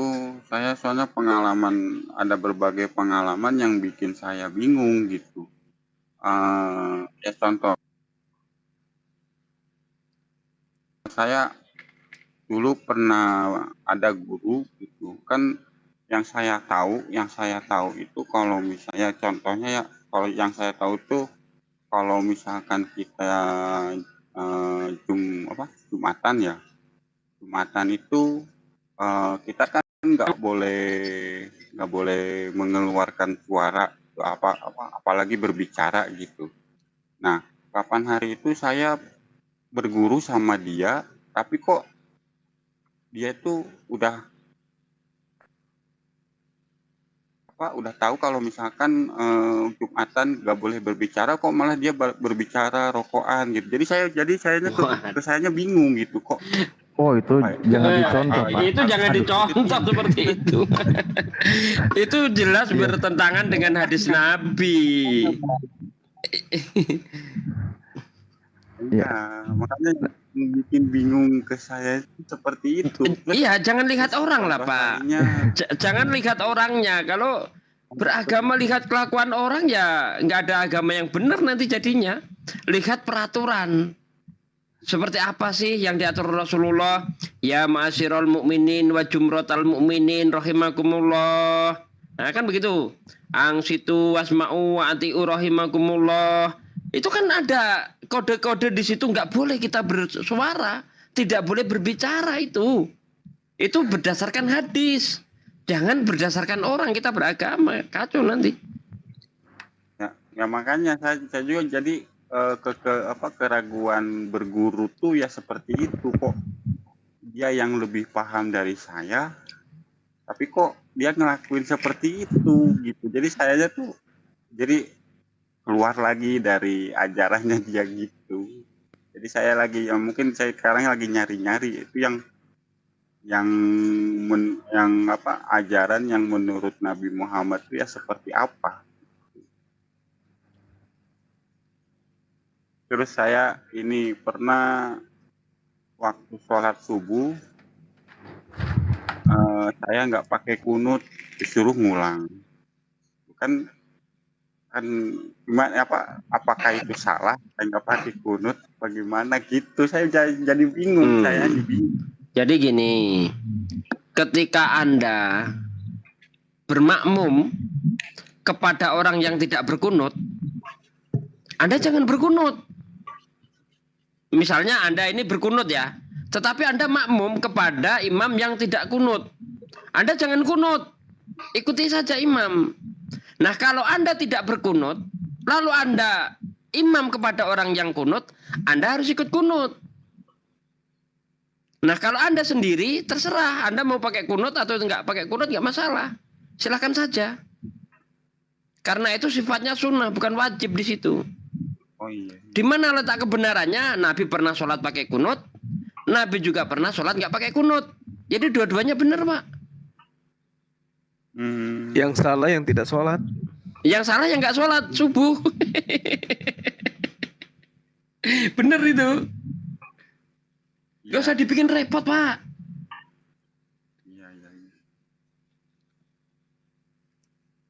Oke, ada Bang Bobson sini. Selamat malam. Selamat malam, Bang Bob. Assalamualaikum. Salam. Ya, ini saya tadi dengar percakapannya ya.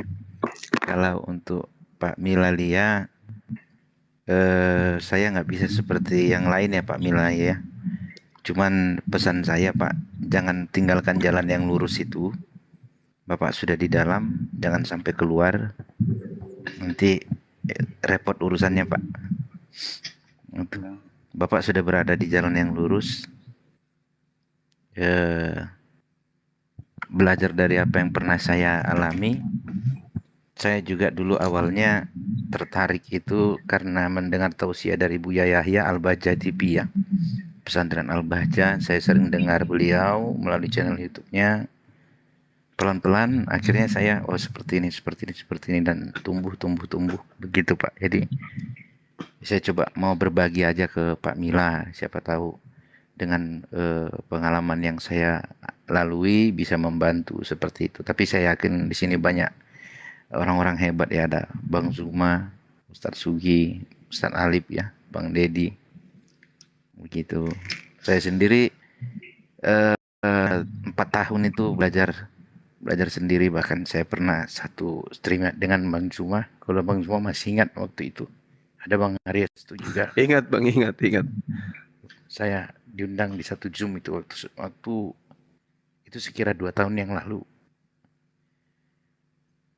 Banyak pengalaman yang manis, yang pahit begitu. Tapi mungkin Bang Juma masih ingat malam itu di StreamYard itu. Dan sampai sejauh ini belum ada yang berubah, Bang Juma. Belum ada, justru tadi saya typing di bawah. Iya. Saya typing, mohon doanya begitu Bang. Dan seperti yang selalu saya katakan, saya sedang bertekun, berteguh. Cuma nunggu hidayah aja Bang ya. Hidayah belum nyampe kayaknya ini Bang. Hati udah mantap. Ustaz Sugi. Tinggal disambut. Nah iya. Taufik Allah. Pak Milalia, perlu diketahui Bang Bob ini, beliau saat ini masih Kristen, tapi hatinya sudah meyakini kebenaran Islam. Coba, ingin masuk Islam, tapi hidayah belum menyambutnya gitu loh. Anda yang sudah Islam, jangan disia-siakan keislaman Anda. Ini orang Kristen mau masuk Islam aja masih susah ini. Karena apa? Hidayah itu belum nyampe walaupun sudah meyakini Islam loh. Coba. Hidayah itu sudah turun, sudah datang, tinggal tergantung kapan mau disambutnya. Betul. Mau membuka hatinya, itu aja sebenarnya. Makanya saya bilang dulu saya udah pernah, ya Bang Juma tahu lah. Malam itu saya rasa Bang Juma udah bisa nilai dan bisa merasakan seperti apa gitu. Kadang apa ya, kalau dibilang dibuat-buat enggak juga sih. Saya beberapa kali ya waktu ketemu Habib Bahar bin Smith di Pengadilan Negeri Bandung, itu saya merasa diri saya itu seperti ditarik, lalu saya temuin beliau, saya cium tangannya itu. Nggak tahu itu bukan karena dibuat-buat atau karena saya lihat dari jauh gitu, tapi saya belum pernah seberani itu mendekat lalu mencium tangan beliau begitu. Dan pernah satu ketika saya coba melafalkan salah satu dari ayat itu, nggak tahu kenapa menetes air matanya gitu. Ya itu mungkin kerinduan yang sangat luar biasa gitu. Dan seperti saya sampaikan tadi di komalnya Bang Farhan, Allah itu nggak pernah terlambat dan Allah itu nggak pernah terlalu cepat, tepat pada waktunya. Saya yakin itu. Saya bertekun untuk itu dan mungkin masih banyak yang harus saya gali lagi. Ya, tapi nggak susah kok, Pak Mila. Nggak susah, nggak ribet kalau kita memang betul-betul kembali ke nol gitu. Jangan dikeraskan hati dan jangan dilihat susahnya gitu. Kalau dilihat susahnya, apalagi orang-orang yang tidak pernah mengenal Al-Quran, ya bagaimana itu bisa belajar itu kalau susahnya kita lihat gitu. Tapi ya nggak sulit kok, Pak Milalia. Dan seperti saya katakan tadi, jangan pergi, sudah di dalam, sudah di jalan, yang lurus itu jangan tinggalkan gitu. Mungkin begitu dari saya Pak Ustadz. Lalu saya jadi apa nih, jadi baper nih jadinya. Masya Allah, luar biasa nasihatnya. Iya. Bang Bob sehat kan? Alhamdulillah sehat Bang. Alhamdulillah, Masya Allah. Silakan Dinda Alif ngobrol-ngobrol santai dengan beliau. Ya, sudah kebetulan sering juga sama Pak Bong. Enggak, saya curiga pertanyaan Akhi Juma ini. Bang Bong sehat kan? Ini ada sesuatu rahasia nih. Maksudnya apa? Ini orang Kristen kok benerin Islam, Anda sehat atau gitu maksudnya? Wah, belajar psikologi juga ternyata Hisugi ini. Dari nadanya itu, loh, kok gini gitu loh. Anda Kristen kok membenarkan Islam? Apakah Anda sehat? Maksudnya begitu Bang Juma itu. Dalam barometer Kristennya ya. Justru yang nggak sehat itu Ustaz Sugi, yang merendahkan Islam, itu yang nggak sehat. Allahu Akbar. Itu makanya aku tanya, Anda sehat kan? Rupanya betul dia sehat. Masya Allah. Aduh, ini bisa aja Ustaz Sugi ini. Tadi sebenarnya ada hal yang menarik ya, pernyataan Pak Bob ya. Tidak ada yang salah dengan ketentuan Allah. Tidak ada apa tadi? Tidak ada yang terlambat, tidak ada yang cepat gitu ya, kurang lebih poinnya. Tidak ada yang terlambat dan tidak akan terlalu cepat. Jadi tepat pada waktunya. Tepat pada waktunya, betul. Itulah ketentuan Allah. Dan ketentuan Allah itu hak prerogatif Allah, Allah yang maha tahu. Sayangnya nih, kita manusia tidak tahu. Tidak tahu. Kita hanya dikasih pilihan bahwa Allah itu ya sesuai dengan prasangka hambanya. Atau kamu mau melakukan perubahan apa gitu loh. Kan gitu. Kamu punya rencana, ingat ya kemarin bahwa kata Mbah Maimun almarhum, kamu punya kehendak, kamu punya ana urid, anta turid, wallahu fa'alu lima yurid. Anda punya kehendak, punya keinginan, punya rencana. Saya juga punya keinginan, punya kehendak, punya rencana. Tetapi wallahu fa'alu lima yurid, dan Allah bekerja, berkehendak sesuai dengan apa yang dikehendakinya. Pertanyaan sederhana kita adalah, apakah kehendak kita sesuai dengan kehendak Allah? Nah itu. Oke, sebentar Bang Alif, ini kita iklan dulu ya. Bang Riko Ferdinand ini nih, mau promo ini nih ya. Ya 1 menit 2 menit lah. Boleh ya? Sebentar nih, naik Bang Riko. Itu yang bisa kita lakukan untuk menolong beliau nih. Oke. Silakan Bang Riko. Perkenalkan diri Anda. Ya. Assalamualaikum warahmatullahi wabarakatuh. Waalaikumsalam warahmatullahi wabarakatuh. Perkenalkan saya Riko, mu'alaf dari Belitung yang sedang mencari nafkah berjualan cemilan di TikTok ini. Jadi saya akan mempromosikan makanan saya yang saya jual berupa kerupuk ikan tenggiri, peletek ikan tenggiri, pastel abon tenggiri, abon ikan tenggiri, stik cumi lada hitam, empek-empek sutra ikan tenggiri, cakian ikan tenggiri, otak-otak ikan tenggiri, dan crispy ikan teri. Yang berminat follow saya, lihat PT saya, pemesanan sementara melalui WA saya, insya Allah amanah dan halal. Terima kasih ya Bang Dedi, semoga ada yang beli besok. Amin. Amin. Oke, makasih Bang Riko. Ya, makasih. Kaget saya. Makasih. Alhamdulillah rezeki. Jazakillah. Oke, makasih buat Riko. yang bersedekah.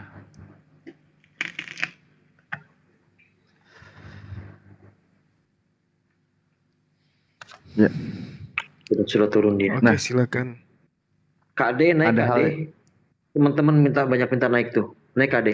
Oke, silakan lanjut Bang Alif. Iya. Ada hal yang menariknya di situ, Pak Bob ya. Jadi Allah menunjukkan tanda-tanda menyelamatkan hambanya, dan hambanya pun mengetahui bahwa tanda-tanda itu diterimanya. Mengenai dia mengambil, memilih atau tidak, itu kembali kepada orang itu. Seperti yang pernah dibahas di surah Al-Kahfi, dijelaskan bahwa faman syaa falyu'min, faman syaa falyakfur gitu. Silahkan itu kembali. Kita tidak tahu ketentuan Allah, apakah antara la ilaha illallah Muhammadur Rasulullah yang kita ucapkan, kita ada kesempatan itu, atau justru ajal yang mendahului kita sebelum kalimat itu diucap. Itu aja yang kita tidak tahu. Ya, ini konsep dalam Islam ya. Karena ketika seseorang belum mengucapkan kembali kalimat asyhadu alla ilaha illallah wa asyhadu anna Muhammadar Rasulullah sampai terlepas nyawanya, maka tidak ada lagi indikasi keselamatan, atau apa ya bahasa lainnya itu, bahwa keselamatan padanya gitu. Karena dia itu sedang mengingkari apa yang sudah dijanjikan sebelum ia dilahirkan ke semesta ini. Seperti pelajaran kita kemarin bahwa pada prinsipnya manusia itu sudah pernah berjanji dan bersaksi. Nah sekarang ini karena dititipi tubuh dan jasad, diuji berani nggak dia mengucapkan kalimat itu. Karena tubuh ini yang nanti akan binasa, jiwa kita yang akan dimintai pertanggungjawabkan ketika di akhirat, bahwa kamu itu nggak ada alasan lagi buat ngeles gitu kan, bahwa kamu itu di dunia diuji dan kamu dulu pernah bersaksi, kenapa di semesta ini ketika diuji kamu tidak berani melafalkan itu. Ini hanya di konsep Islam, Pak Bob. Dan memang segala sesuatu itu tidak ada sama sekali dalam Islam itu sebuah paksaan. Mungkin itu aja sih sebenarnya. Ya, ada Darlis ini tadi minta naik. Darlis, ya selamat malam. Ya silakan Bang Bob. Ya, benar sih, Bang Alif. Cuman ya seperti saya bilang tadi, saya sih pengen ini ya, cerita panjang lebar banyak ini, banyak yang pengen ditumpahkan gitu. Cuman ada baiknya itu di inilah di kamar tertutup ya. Jadi kita di kamar yang bisa ya tertumpah ruah gitu. Kayak dulu kami pernah sama Bang Zuma, Bang Eristo gitu. Tapi yang kemarin itu kan belum jadi ya, Ustaz Arif ya. Siap. Dan Ya, yang ya, kemarin ya. itu belum pernah gini. Karena saya juga lagi ada perkara sidang di Tanjung Pinang, Kepri ya. Jadi saya memang full itu sampai sidang sampai malam itu, dan sidangnya sidang maraton. Ini saya bentar lagi surat pindah keluar di Tanjung Pinang ini karena nggak pulang-pulang ke Riau. Gitu. Jadi ya mungkin nanti dipilih lah waktunya yang tepat. Gitu, mungkin nanti bisa DM-DM-an begitu. Nanti biar kita buka satu kamar tertutup, ya. Tentu kan saya juga harus ini ya, harus ada pandangan-pandangan begitu. Saya juga harus menumpahkan seperti apa sih sebenarnya begitu. Karena jangan sampai saya ini menjadi seorang yang apa ya, seperti ada typing tadi di bawah itu, misteri yang sesungguhnya. jadi misteri ini gitu. Tapi tadi saya mendengar Bang Zuma ya ketika membaca ayat tadi, teringat saya ketika 3 tahun yang lalu itu saya coba juga, saya download aplikasinya di handphone ya, terus saya pakai headset, saya dengar, saya coba ikutin, ya tak terasa air mata menetes gitu, nggak tahu kenapa menetesnya, tapi air mata keluar. Mungkin ini itulah kalian kan yang menjadi. Padahal nggak tahu artinya kan Bang Bob? Nggak tahu. Nah itu dia. Fitrah manusia itu mah Pak Bob. Nah itu, jadi saya berpikir gini, mungkin kerinduan jiwaku ya gitu, mungkin inilah kerinduan hatiku begitu. Oke, mohon izin sebentar sahabat-sahabat yang ada di sini.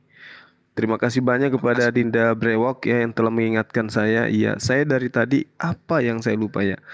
Saya mohon kepada Akhi Sugi dan juga seluruh sahabat-sahabat yang ada di sini yang muslim, yang ada di typing dan juga ada yang ada di YouTube, untuk mengirimkan bacaan Al-Fatihah kepada saudara kita almarhum Pak Ilyas yang selama ini menjadi admin MMCI Zoom. Mungkin Akhi Zuki tolong mohon untuk dipimpin baca surah Al-Fatihah untuk beliau. Silakan Akhi. Oke. Ya. Diajak dulu Akhi. Diajak teman-teman kita dulu dihimbau. Oh iya. Ya saudara-saudaraku sekalian, Assalamualaikum warahmatullahi wabarakatuh. Saya baru saja dengar kabar ya tadi di Zoom M3 terkejut, di grup WA itu terkejut. Ternyata saudara kita ini sudah tidak ada. Sebulan yang lalu ya, Akhi ya? 1 minggu. 1 minggu yang lalu. Ya, sepekan itu, yang lalu. Ya, betapa saya terkejut. Ternyata akhir-akhir ini kita sibuk, ya, disibukkan dengan dakwah di TikTok ini. Karena dulu ketika kita masih di Zoom, ada kabar apa gitu cepat nyampe gitu kan. Tapi setelah di TikTok ini ternyata ada yang hilang dari diri kita. Kekompakan, keharmonisan sesama muslim ini hilang. Bahkan saudara kita sakit nggak tahu, sampai meninggal nggak tahu. Ya Allah, saya istighfar ya Allah. Kenapa sampai seperti ini gitu kan? Nah, karena ini sudah terlanjur ya, saya berharap kita harmonis lagi, ngumpul lagi di Zoom, walaupun tidak semaksimal dulu, setidaknya ada waktu yang kita luangkan untuk saling silaturahmi. Itu harapan saya untuk saudaraku sekalian yang ada di TikTok ini, baik yang sudah terbiasa di Zoom ataupun belum ya. Kita akrabkan lagi, harmonis lagi ya. Sesama muslim saling bertegur sapa. Nah, karena beliau sudah tidak ada, yang bisa kita lakukan sekarang hanya mengirimkan doa.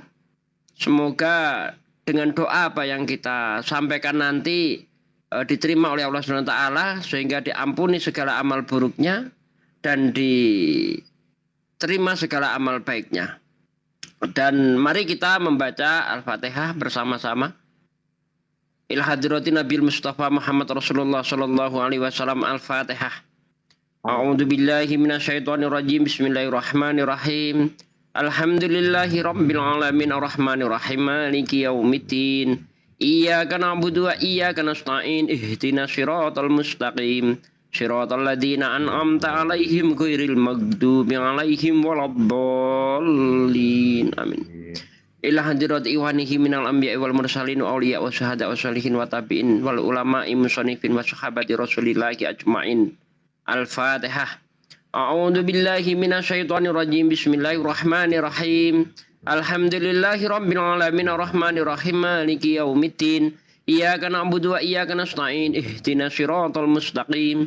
Shiratal ladzina an'amta 'alaihim ghairil maghdubi 'alaihim waladdallin. Amin. Ila anjurati ahli kubur minal muslimin wal muslimat wal mu'minin wal mu'minat alahya ibnu awat min masyariqil ardi wa maghribiha bakhriha khususan aba'ana wa mahatina wa jasati jasatina wa masyayikhi syekhona wa liman ijtamana huna ila hadirati arwahi Pak Ilyas. Al-Fatihah. A'udzu billahi minasyaitonir rajim. Bismillahirrahmanirrahim. Alhamdulillahi rabbil alamin arrahmanir rahim maliki yaumiddin. Iyyaka na'budu wa iyyaka nasta'in. Ihdinas siratal mustaqim. Shiratal ladzina an'amta 'alaihim ghairil maghdubi 'alaihim waladdallin. Amin. Demikian saudaraku sekalian, terima kasih sudah membacakan Al-Fatihah untuk saudara kita. Beliau juga seorang mujahid ya, seorang debater. Semoga apa yang kita bacakan Al-Fatihah yang kita hadiahkan kepada beliau memperingan urusan beliau di hadapan Allah SWT, diampuni segala amal buruknya dan diterima amal baiknya. Amin ya rabbal alamin. Wassalamualaikum warahmatullahi wabarakatuh. Waalaikumsalam warahmatullahi wabarakatuh. Monggo.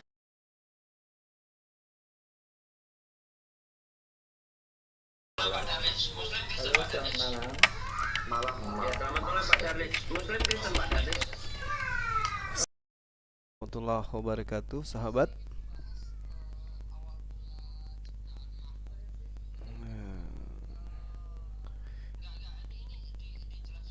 Kita tutup ya.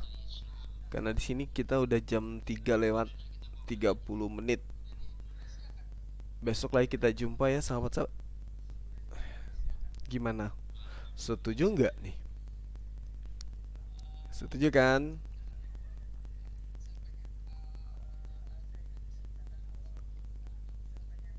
Kita tutup konten kita terkait dengan tema yang tadi, di mana Pak Adade kembali lagi melakukan tindakan yang memalukan dirinya. Oke, baik. Saya ucapkan banyak terima kasih kepada sahabat-sahabat sekalian, dan juga mohon maaf ketika ada kata-kata saya yang keliru atau salah terhadap sahabat-sahabat yang telah memberikan infak sedekahnya kepada kita tentang pembangunan masjid kita. Kita ucapkan banyak terima kasih, kiranya Allah yang membalas kebaikan antum semua. Ya, saya hanya sebagai jalan menuju amal jariah yang kemudian akan kembali kepada sahabat semua. Saya sekali lagi terima kasih banyak dan juga mohon maaf atas segala kehilapan.